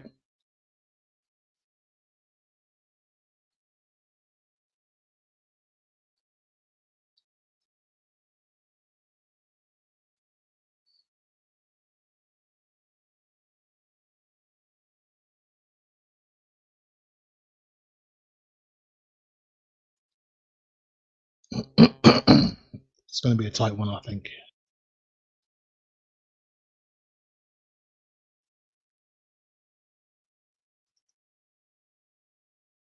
No, it wasn't Berisha that came on. Sorry, I thought it was number 16. It's number 15. It's Safari. Safari, sorry.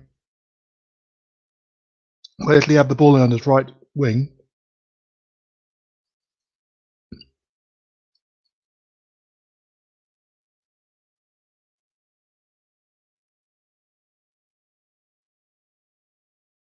And it's passed back there. So, I guess it's the same. I mean, I asked a question about what Albania are going to do. I guess it's the same for Italy now, because they can easily maintain carry on playing the same way that they have played so far. But the issue with them is whether they will be able to stick or twist. And that's a lovely ball out there. A lovely ball straight to the Fratesi. Inside there, there's a chip pass. Fratesi couldn't quite get it, but Pellegrini there tried a shot. Sorry, not big. It was Scamacca that tried the shot, but it was cannoned by against his own player. Unlucky there.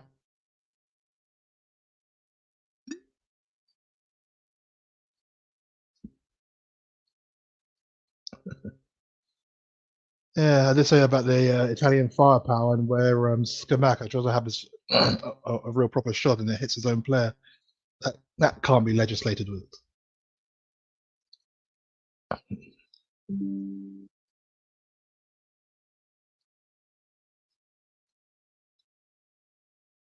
Italy easily working it, playing out from the press, and now they have a bit of room to manoeuvre into.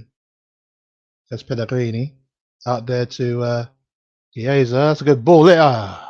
So this is a kick which didn't quite work. So take two as Italy regain the ball.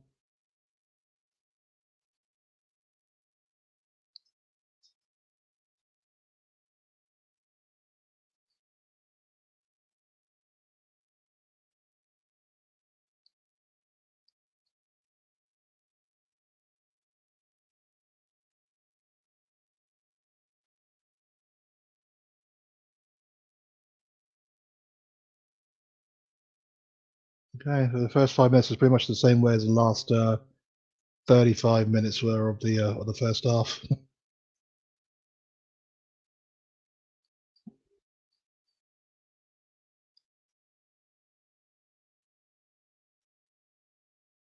Easy enough for the keeper.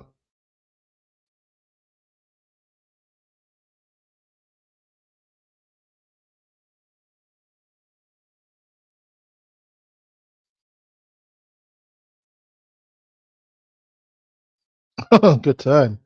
Beautiful play there. Got himself out of the jam very, very well there. The number 10 there for Albania, that was Bajrami, the goal scorer. That's Broja. That's a foul. The referee should see that.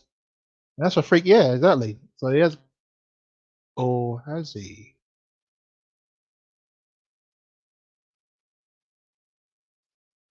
Let's see what he's got. Oh, no, there's going to be a booking to the Italian player. Calafiore. I wouldn't say he's probably the best players in defence so far. I mean, not that he's done anything wrong, but I know, just if there's been an incident, he's been on the end of it.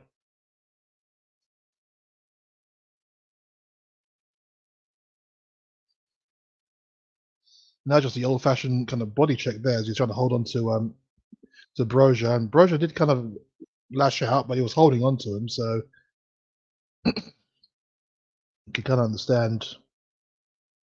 You kind of understand quite a bit there.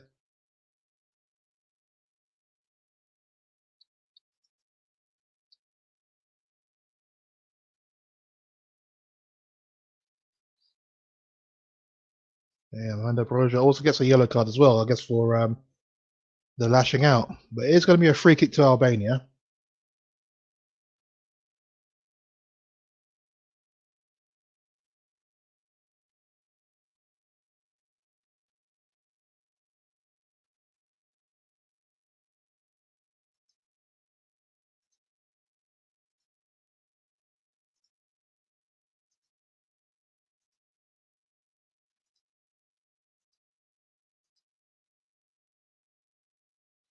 Okay, free kick chance and headed clear from the wall. So yeah, wasted.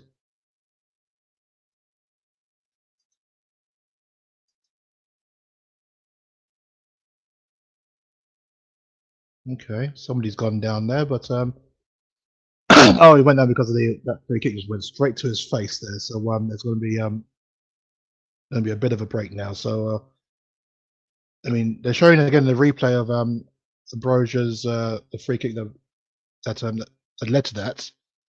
Broja there, born in England, so he could have played for England. And well, speaking of England, this is the big one for tomorrow. As you can see there, Serbia versus England. That'll be a live watch along tomorrow night. With us to join us for that one as well. That should be a tricky. That will be a tricky tie. You know, it's going to be a tricky tie because we never make it easy for ourselves. We never do. We never ever do. So yeah, there we go. Serbia, England should be a big one. We go off a good start. I mean, I'm trying to understand we have no proper injury worries, other than of course Luke Shaw and looks like Trent Alexander-Arnold's going to be starting at in the middle of the park. But yep, that's all for tomorrow. Right now, it's all about Italy against Albania at the moment. There is I mean, there is just pretty much a stalemate still. It's still 2-1. Albania are on the attack because they need to try and get something out of the game. I do believe that there is, although I said it was going to be tight, and if it was going to be tighter, then I fancy Italy to win 1-0. At the moment, Italy are winning, but not by the scoreline I said. And that's given away, and it's given away again. Albania retain the ball.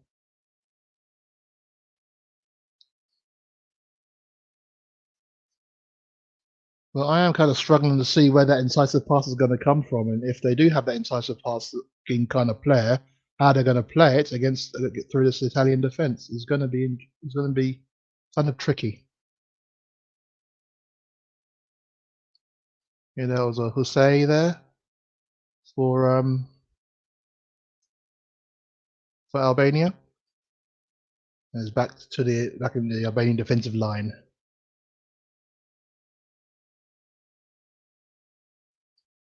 Bajrami with a lovely was a good idea. Just overhit, try to play it over the top there towards Broja, deep from his foot in his own half, but yeah, just overcooked it straight to the arms of Donnarumma.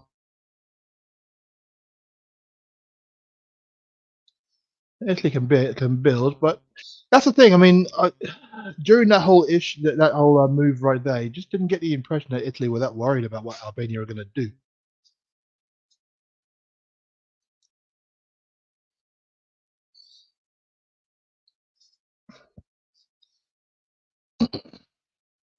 Well, maybe that's all the excitement that's ever happened. Everything that happened in the first 16 minutes, that's literally what's going to be. So it's just going to be a bit of cat and mouse from here on in.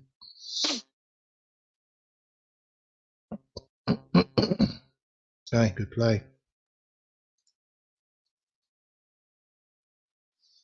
Back to Bastoni. Calafiori. Here to Di Lorenzo. That's good. Oh, almost through. Oh, he still has it. And this should be 3. No, it's not. Good save. Good save there. That was Fratesi. He was offside anyway. But that was a good move there. Fratesi was through 1-on-1 with the keeper. He's level. Oh, if he had scored that, if he'd have scored that,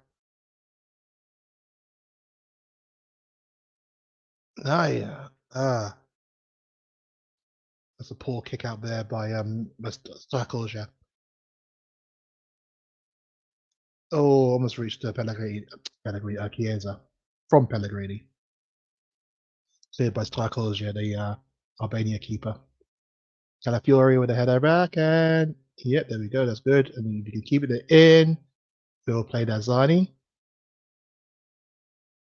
Okay.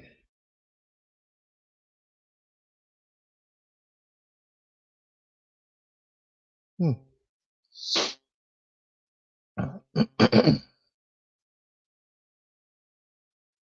But they have Albania. They have slightly upped things at Albania, but Italy still maintain the larger share of the possession. But apart from that attempt just then, nothing's really happened. I don't even think there's been a shot by either side since then. So it's kind of a slow first half, so slow second half. But yeah, Italy just maintaining position. Just is it possible to really see out a game with 45 minutes left?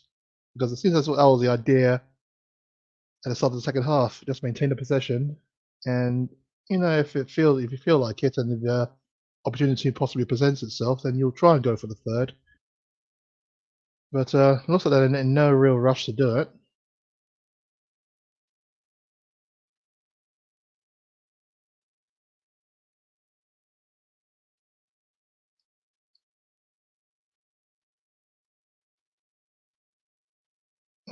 Comes back to them again. Okay.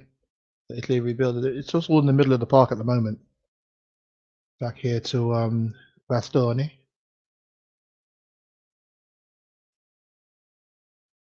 Calafiore. Di Marco, back to Calafiore again, and then back to Bastoni. Yeah, they're not fast. Oh, they actually launched a long ball, which wasn't going to get anyone, but it's out for a throw because Di Marco was not able to get hold of it. I quite like him actually. I mean, he does literally the job that Udogie does for Spurs. I mean, he's pretty much a wing back playing in the fullback's position. As we sort of see him now, he's literally hogging the left-hand touch line very high up in the pitch. So there has been a bit of an evolution of Italy in the last 30 odd years, and that's given away. And this could be just wide. Ah, unlucky there, man. That was Enrico Chiesa there with the attempt. It was his tenacity and his battling that got the opportunity in the first place, and then Chiesa there with a left foot rasper. Tried to curl it in, but just couldn't quite get it.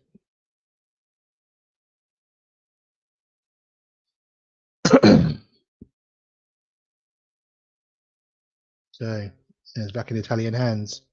So on the hour mark, it's still Italy 2, Albania 1. That was a shot, but it wasn't on target. So yeah, I mean that's kind of like how the second half has panned out, really.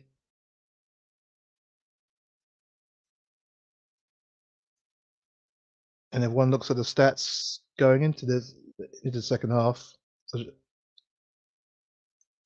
you can see exactly what I mean, and that's as yeah, there it is. Second half only just total shots on goal. 3 shots we've seen apparently from both sides, none of them on target.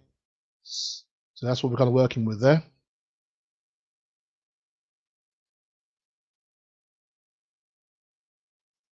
So I imagine that the Albania shot was actually from the free kick which poleaxed one of the Italian defenders. Excuse me.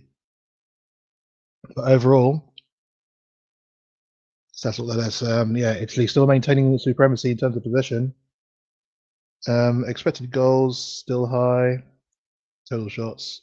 I mean, 15 shots and we only have 4 of them on target. That is kind of a worry, don't you think? Which is literally what I'm saying. When I said at the beginning, where will the goals come from? It makes the mockery of it because we were seeing there's 2-1 here, but and same with Albania as well. I mean, they showed those strikes from Azani in qualifying, and they were absolute belters. And yet, at the moment, Azani is rarely threatened.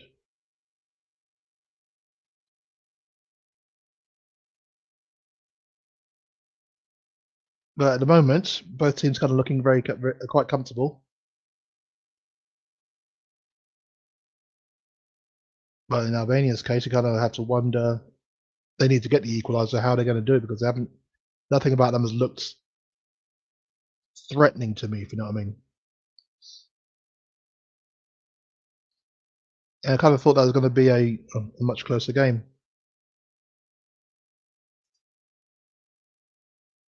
Oh, Italy are on the attack here. The back heel, and he's that's a good block. That was a good block. Because the winger was almost through there.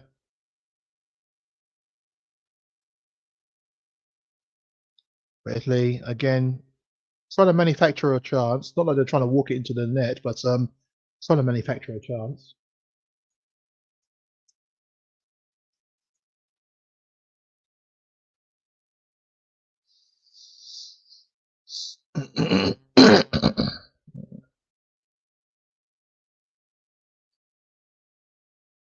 Okay, get clear. And back in Italian hands.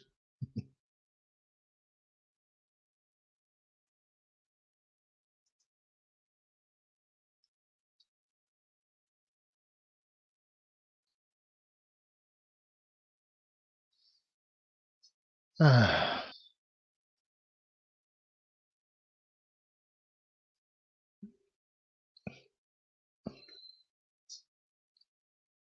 Zaya to Chiesa. It's a lovely ball in, and oh, this could work. No, it's over the top, and out of play.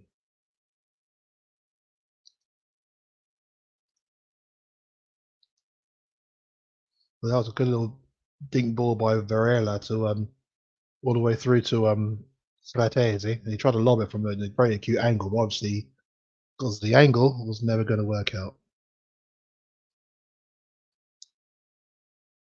Oh, could it be? Could it be? No, poor control. Poor control from Mazzani. As in, they were bigging him up before, and so far I can't really say that he's contributed much.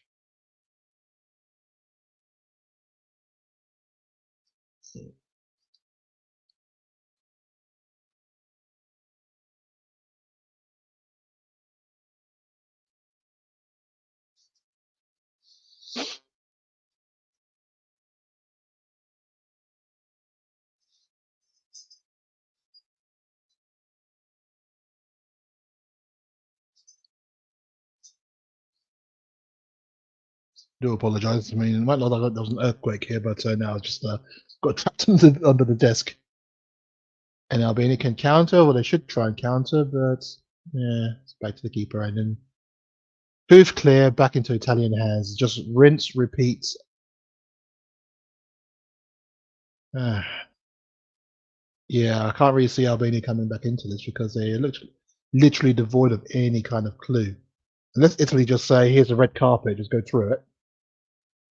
Then, yeah. But here's a nice little lofted ball there to Chiesa, and he's out for a corner. Okay, so a corner chance now to corner chance to Italia. Put out there by Mitai.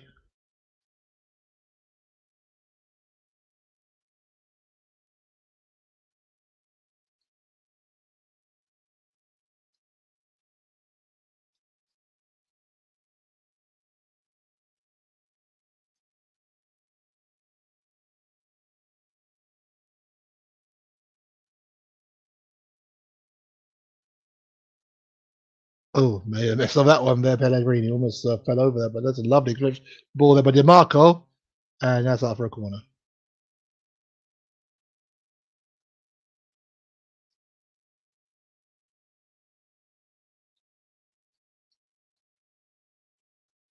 It was an attempted header there by Di Lorenzo. Seen a couple of people there in traditional Albanian dresses. That's actually kind of cool.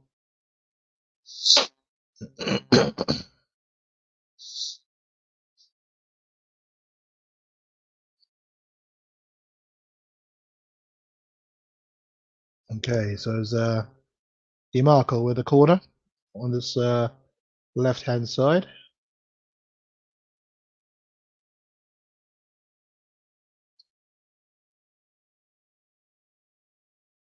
Ball comes in now and is easily cleared. Yeah, and poor header there. I'm not quite sure what the hell what the hell Jorginho was thinking of. Good turn. There's literally nobody else up with him. Zazani on the ball here, and he was fouled, taken out there by the number 18 Barella. Substitution time now. Well, with 23 minutes to go, and they're now bringing on two players. Hodja is coming on, and Pilisa Vazani hasn't really done it as maybe we assumed that he would do, but he was bigged up before the game. But yeah, hasn't really set the world alight. So Hodja's on there, and Safari's coming off, and Lachi's coming on now. So Hodja and Lachi. Let's see if they'll make a difference.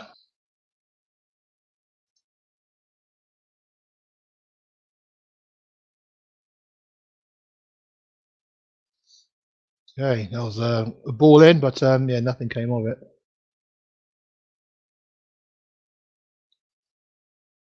Good play by Hodger. Yeah, it's gone straight into it. That's what I want to see now. So yeah, they actually are going to make it a bit of a difference here, by the looks of it. So Hodger on the is going to be on the left hand side here. And it was his tenacity that brought about this corner for Albania. And you heard well, I don't know if you heard the cheers of the crowd. That's a lovely ball. Donnarumma palms it away, and the volley comes in as horribly wide there. And at least Albania now feel that there's an opportunity.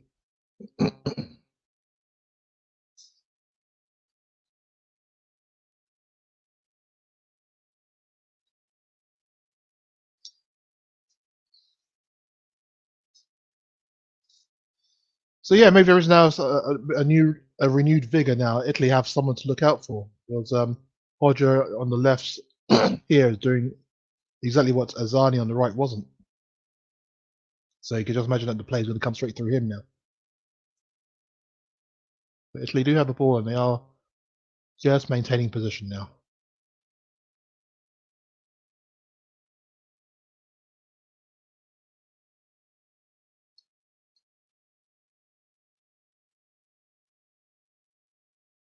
Okay, out here to Chiesa.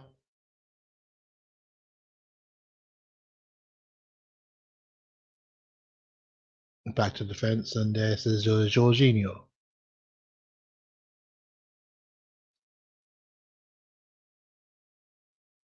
Back to Bastoni. Calafiore. Oh, good challenge. And then a poor kick. This is why Albania not going to get anything out of this game, then. This is why Italy are so comfortable, because they have nothing at all to worry about. They literally don't. Yeah, literally have nothing at all to worry about.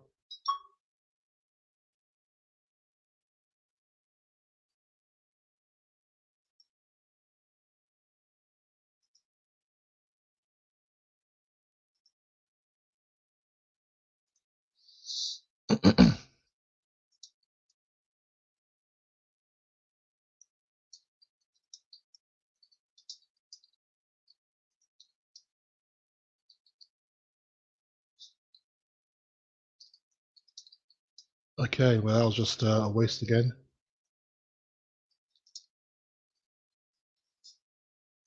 And then back to the keeper. See, it's very, very easy and very simple for Italy at the moment. They, although, yeah. But at the same time, I know it's I say it's simple for Italy to keep them at bay. They're not. They are. They really aren't pressing their advantage all the time. That is 2-1. That wasn't a foul. Put your arms down, Spalletti.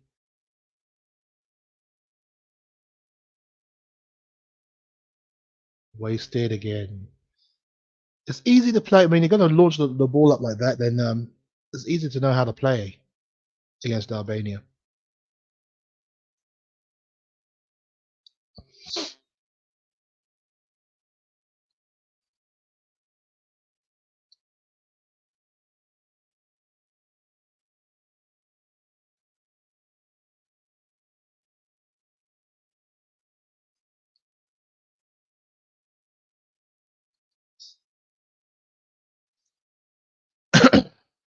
Just playing around the midfield at the moment.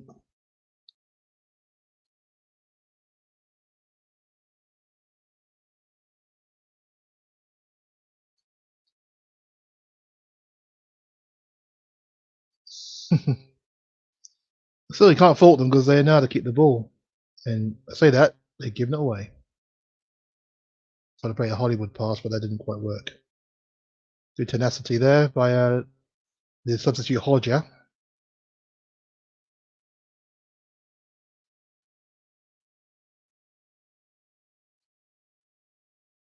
One of his related to the former president of the country during communist times that laid a whole load of bunkers in the country because of the impending threats of or the USSR, I think it was at the time. I think he was more worried about the USSR invading Albania to bring them back on the line. I think that's what it was. Can't remember. President's name there, Enver Hoxha.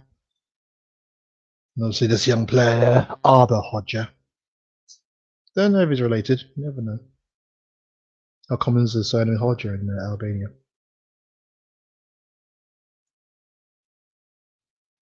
Oh, that was needless. I was singing his praises just then, but that was needless, Hoxha. That's to be a yellow card. He just planted an elbow right in the back of the. I can't see which player it was, but he just planted an elbow right in the back of him. It was done for pace, done for skill, and then he just put a needless elbow in the back of Fratesi there. No need for it. Wasn't going to get the ball anyway. The ball had long gone in as well. And there's someone a Roberto Baggio shirt in the crowd as well. So just giving away needless free kick. And they didn't check Chiesa, who's on the zone here. And there's a poor cross by the Italian winger.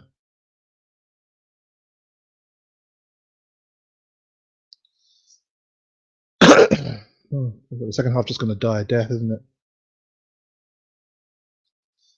Just real lack of quality throughout, man.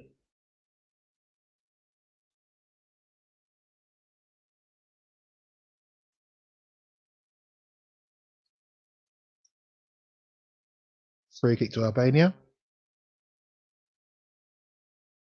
Broja with Els fouled. Just charged straight through the back by Alessandro Bastoni there.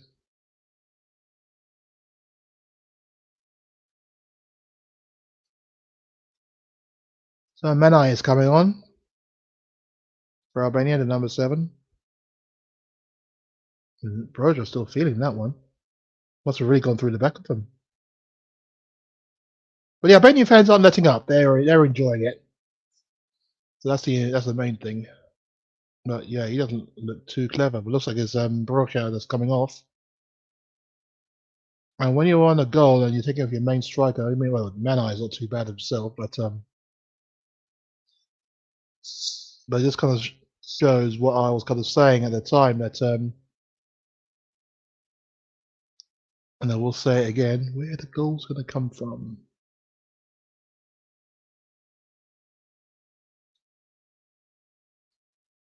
But yeah, Broja, I mean, he put himself about a bit as well as he could, but ultimately, he just found wanting. In Italy, now making some substitutes. Who's that? That Cambiasso. Yeah, so Cambiasso's coming on, and Pellegrini is coming off.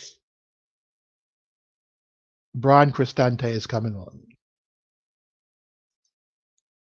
So they're going to see Albania's 3 substitutes, and they'll make 2 of their own. Good skill. The referee's blown up though. This is going to get a bit cynical now, isn't it? You just imagine. So Chiesa's come off alongside Pellegrini. And on comes Cristante and Cambiasso. Andrea Cambiasso. Who plays for... Who does he play? He plays from Juventus, isn't he?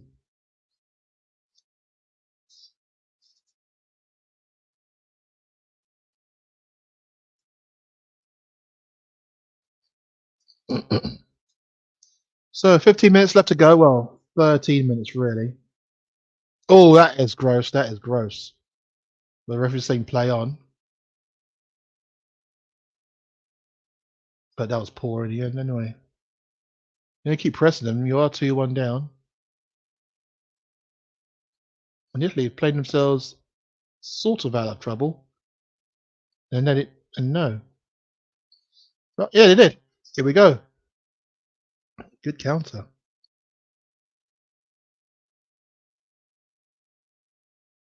Dink ball there to to the number 7 Fratesi.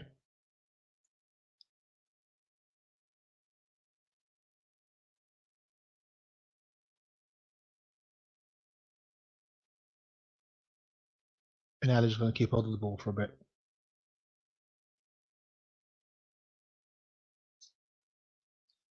After the initial excitement of them going forward, it's just suddenly reverted back to type. So yeah. See, is this what when the fans talk about tired of sideways passing? This is what it means, because if that's what they're referring to at Spurs, I don't really see that at Spurs. I really don't. I see Spurs trying to maneuver the ball in order to try and find a position where they can attack. This is literally just keeping the ball for the sake of keeping the ball. And then you have some kind of breakout like DiMarco here, who's running all the way through, has a shot, and that's easily saved by Starkolja.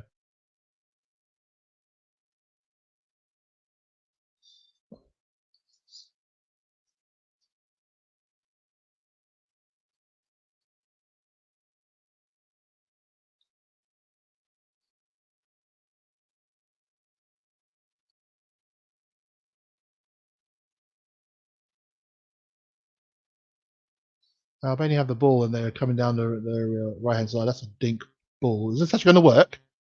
Oh, the first dink ball actually does well. Well played there by good header back. Good header back there by Bastoni. But he's had a hold of Manai's shirts. But this is what they were kind of. I guess this is why they took off Broja and brought on Manai, because Manai is a bit more physical and can rough the defender up. So I guess that dink ball would actually work with him up front. So yeah, it's an interesting change. It's a good change.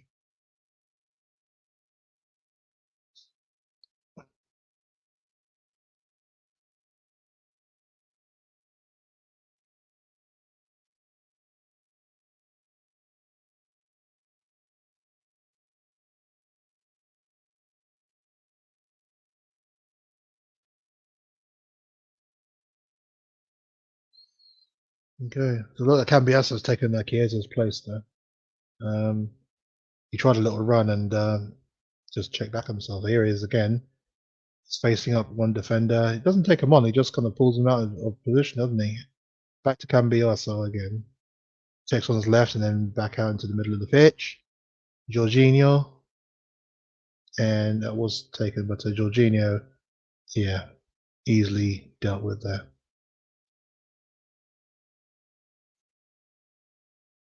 Oh, good play. And just given away. In the end, comes to nothing.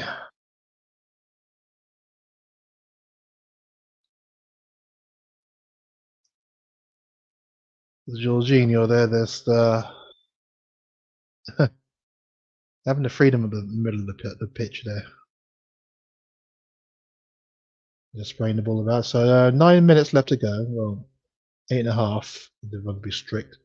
Plus time. Oh, ball fired into his midriff there. That doesn't do too much damage there for Ramadani.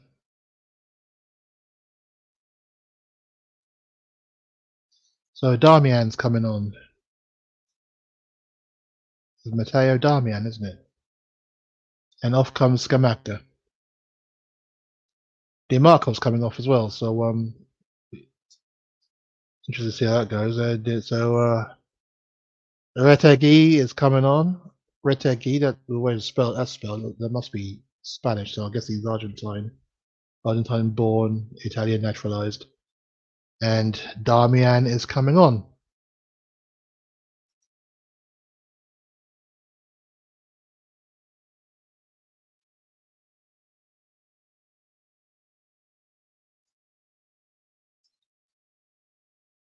Okay, the ball goes back there. So yeah, Matteo Darmian's on. Oh, and the number 2, Di Lorenzo, down his right hand wing. Inside there to Jorginho.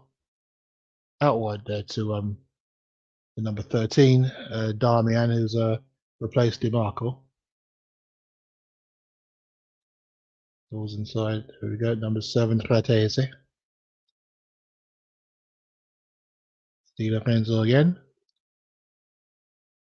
Fratesi has now been split through. Pink ball and just behind everybody.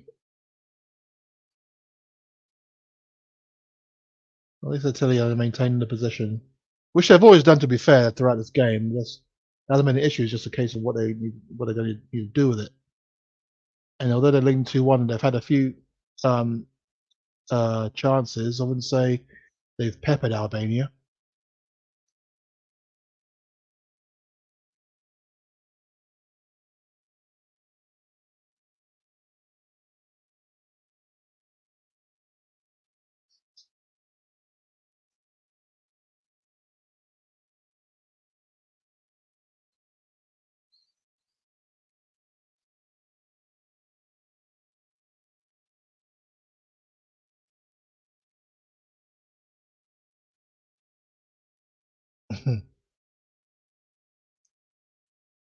What are you complaining for? There's no way of booking. You got your free kick. Brian Cristante.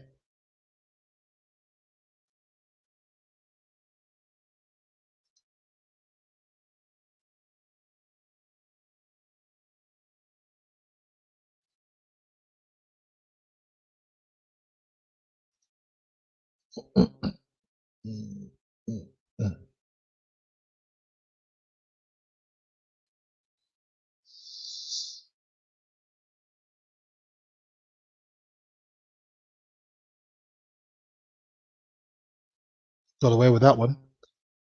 No, he hasn't. Okay, instead to the midfield, and if they are minded to attack, Albania could try and get something out of this. I mean, it's 5 minutes to go, and you think that I mean, well, after Hodja, I mean, he was very dangerous on the left, so they could give it back to him.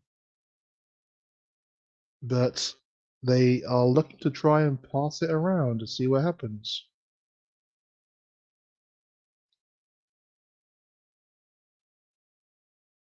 And I have to say they are going to keep it the ball, but when it comes to trying to play that killer pass, they make a mess of it. Here's Hodja, who I mentioned.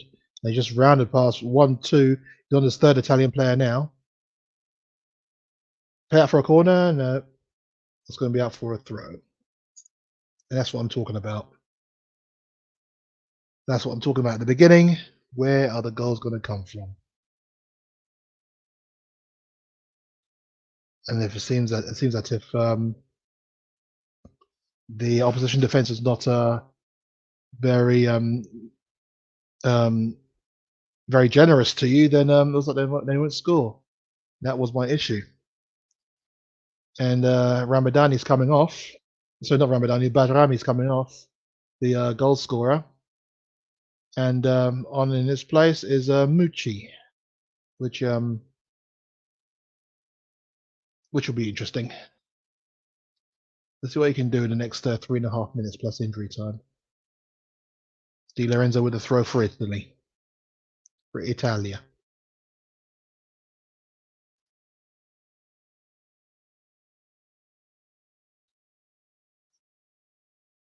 So that's well played. Oh, high feet, but the referee says play on.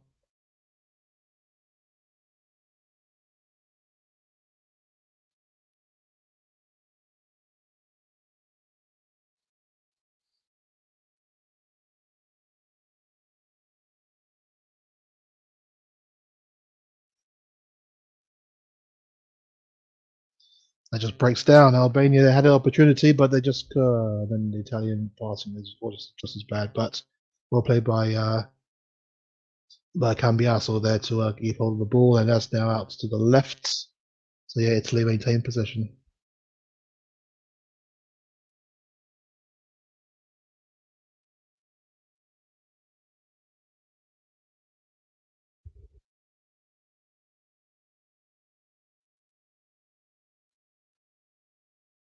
Oh, it's given away, but no danger.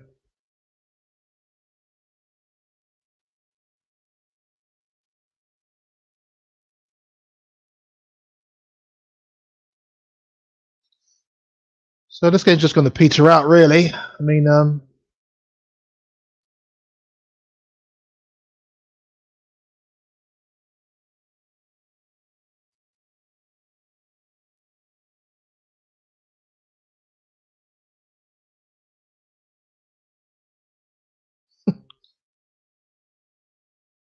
Slovenia trying his best to get the referee's attention regarding the time. Oh, that's good interception.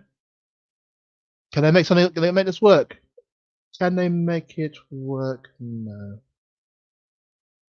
That's a poor pass. That's a poor pass. Jeez, got lucky there. Yeah.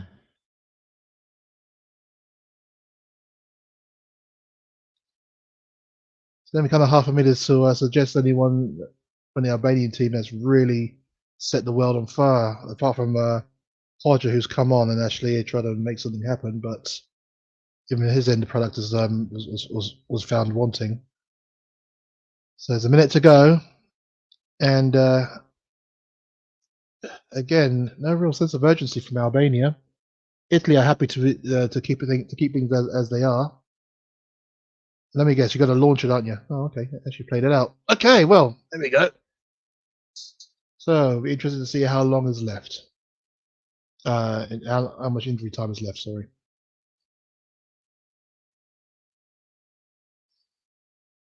So, long ball. This is Mucci. That's good play. That's good play! Just across the face of the goal there. That wasn't Mucci, it was Manai, sorry. That was well played. Finally, one of those dunk balls actually did work. But it looks like, did it? Was it saved? It did. That should be a corner. Came off the back of Donnarumma, but yeah, they should have seen that. That should have been a corner.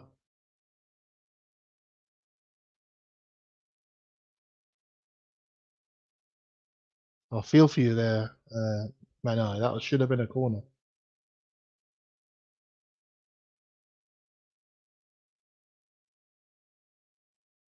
Okay.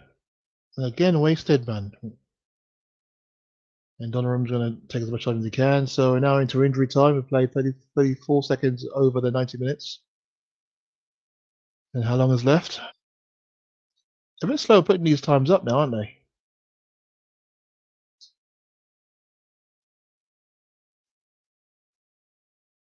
What's going on? Oh, there's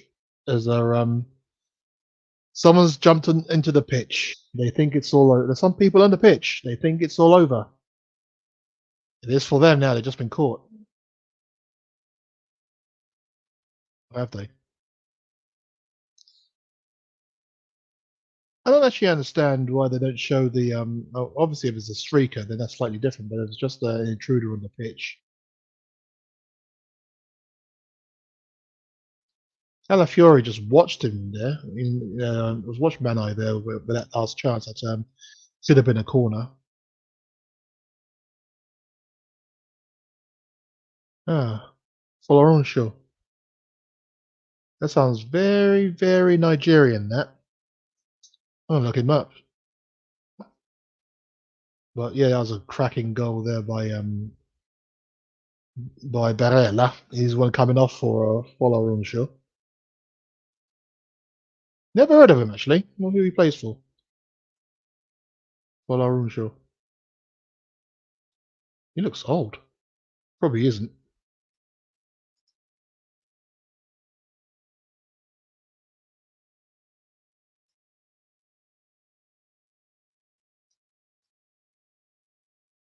Okay.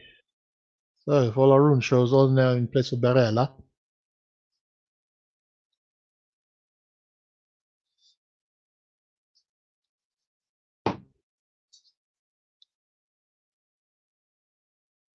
Good defence. And that is a free kick to Italy. Michael Folarunshaw. Plays for Hellas Verona. He's 26 years old. Don't know how many Italian caps he's got, but let's have a look. In Serie A, he had 5 goals and 1 assist. Which position does he play? Primarily as an attacking midfielder. That's actually not too bad. But why have I never heard of him before? Oh, Hellas Verona. I mean, how many players do you know from Hellas Verona? Unless you're a Hellas Verona fan, of course. But in terms of for Italy,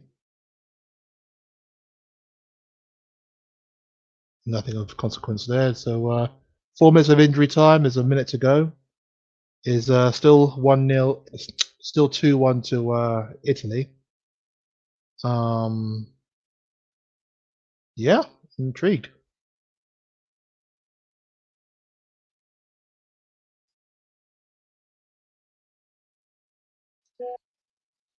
Ooh, wouldn't actually say that this was a vintage performance.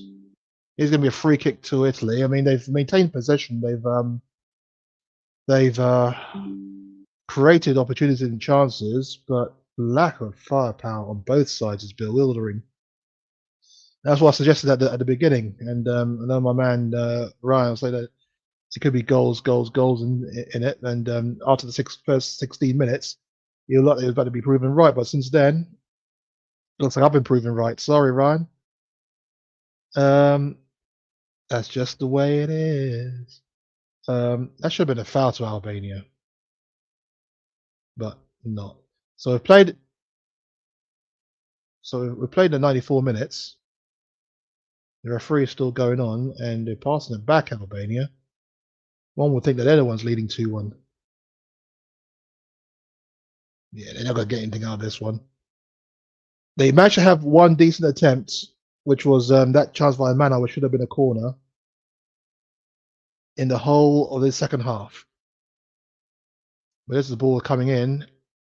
Oh, interesting. This is Hodger. Plays it back. That's a poor shot. Absolutely terrible shot. And you would think that, that was horrible.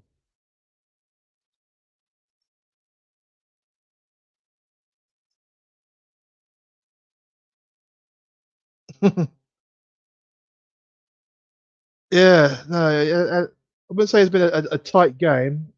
It has been, well, the whistle's blown for full time. Yeah, I suppose it has been a tight game, really. But at the same time, you kind of think. I mean, well, mostly Italy, really. They had opportunities, and I mean opportunities to lay a bigger blow. But the shooting was poor, really, and there was lack of chances in the second half. I mean, I think Italy must have had 17 attempts. Or 17 attempts, yeah. Only 4 of those on target, and all of those were in the first. Well, all of those were in the first half. So I wouldn't exactly say that it was a classic. We can see that Italy can keep the ball when they want to, and they can they can be very hard to beat. Albania, they can keep the ball as well when they want to, except when they want to launch the ball forward, and then they're just found wanting. And a lot of too much hoofing the ball up from the back in order to try and get to the players and to the team in the front. And it's going to be interesting to see when the next game for Italy is against Spain, and the way that Spain played earlier today, you can only just see one team winning that. You can see Italy getting turned over by Spain, and quite easily. Croatia should have no problems. At least getting a couple of goals against Albania, although they lack that against Spain themselves. But you can see them creating opportunities against Albania. Although that should be a closer game as well. Really, you can probably see that. You can probably see that Albania could probably create chances against Croatia as well. But just yeah. I mean, the game. We knew it was going to be tight. I did say it was going to be tight, didn't I? But tight for different reasons. I didn't think it was going to be tight because both teams can't shoot or score. But yeah, all the goals came in the first half. Well, all the goals came in the first 16 minutes. Italy falling behind to a Badrami shot after 25 seconds after a bad mix-up, with a throw-in from who was it? It was from Di Marco. He tried to find Bastone. He was just really slow on his heels. Don't know quite sure what he was doing. And Badrami just ran in between and slotted it in. Italy equalised 10 minutes later. The lead didn't last that long from a set piece, of course. I did say that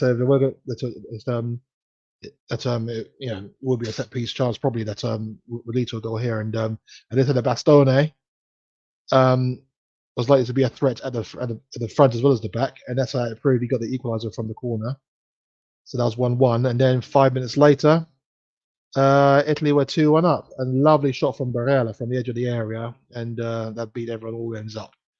So that's how it finished. It finished 2-1, and yeah, the group table now kind of looks like this, and it makes for very, very good reading already. I mean, I know there's only one game in, but you have to try and get all your victories. Well, you just have to win your first game or not lose your first game. And yeah, that's how it kind of stands right now. As you can see, Italy and Albania. Well, Italy are second. Albania are third. Is alongside Croatia with 0 points. Spain and Italy, as you expected for the opening games, first and second. So yeah, that's how it's finished. But yeah, good win for it was a good win in the end for Italy, but probably not a game for the neutrals, one might add. So that's Group B all tied up now, especially after the early games today, which has all Spain beat Croatia 3-0, and we just seen Italy beat Albania 2-1. So all eyes will be on tomorrow, wouldn't it? And it is going to be a big one. And we're only going to show one game live, and as I said, we're going to show all the evening games. So this will be Serbia against England, and that is going to be a cracker. That will be a cracker. We shall. Well, hopefully it will be. I'll have a part of their bill there. Hopefully, I have Ryan in there as well, because a few people enjoyed his insights on a few things as well. So this should be a good one. I'm looking forward to it. I try to be neutral in today's game by wearing blue and red to signify Italy and Albania, but there might not be that much neutrality when it comes to the game tomorrow. So that is Serbia versus England kickoff at 8 a.m. Our program will start at 7:15, where we'll be looking into the earlier kickoffs. As today, we're looking at the earlier kickoff, the results there, looking at any Spurs news, and looking at players to watch from Serbia and England, and who might be the bigger threats when it comes to the game. So that's all from me today. Thank you all for tuning in, and thanks for the comments. Thanks for joining in and letting us know what your thoughts on this game. So it is what it is. Italy win, but not in the most convincing of ways. But thank you very much, Ryan. I'm glad you enjoyed it, and you have a good night too. And hope you have a good night's sleep after last night as well. But yeah, thank you all for watching, and let us know at the bottom of this video what you thought of the game if you're watching it as well, and also let us know in the group if you can join us in the discussions in the Tottenham Hotspur, the Tottenham Supplements Facebook group. That's on Facebook, and yeah, let us know what you think, and let us know what you think about tomorrow's match. This will be a corker. England will arrive. Thank you all again for watching. I know it was a European game. I just want to say this: come on, you Spurs! And from me and from everyone here at Tottenham the Supplement, you all take care.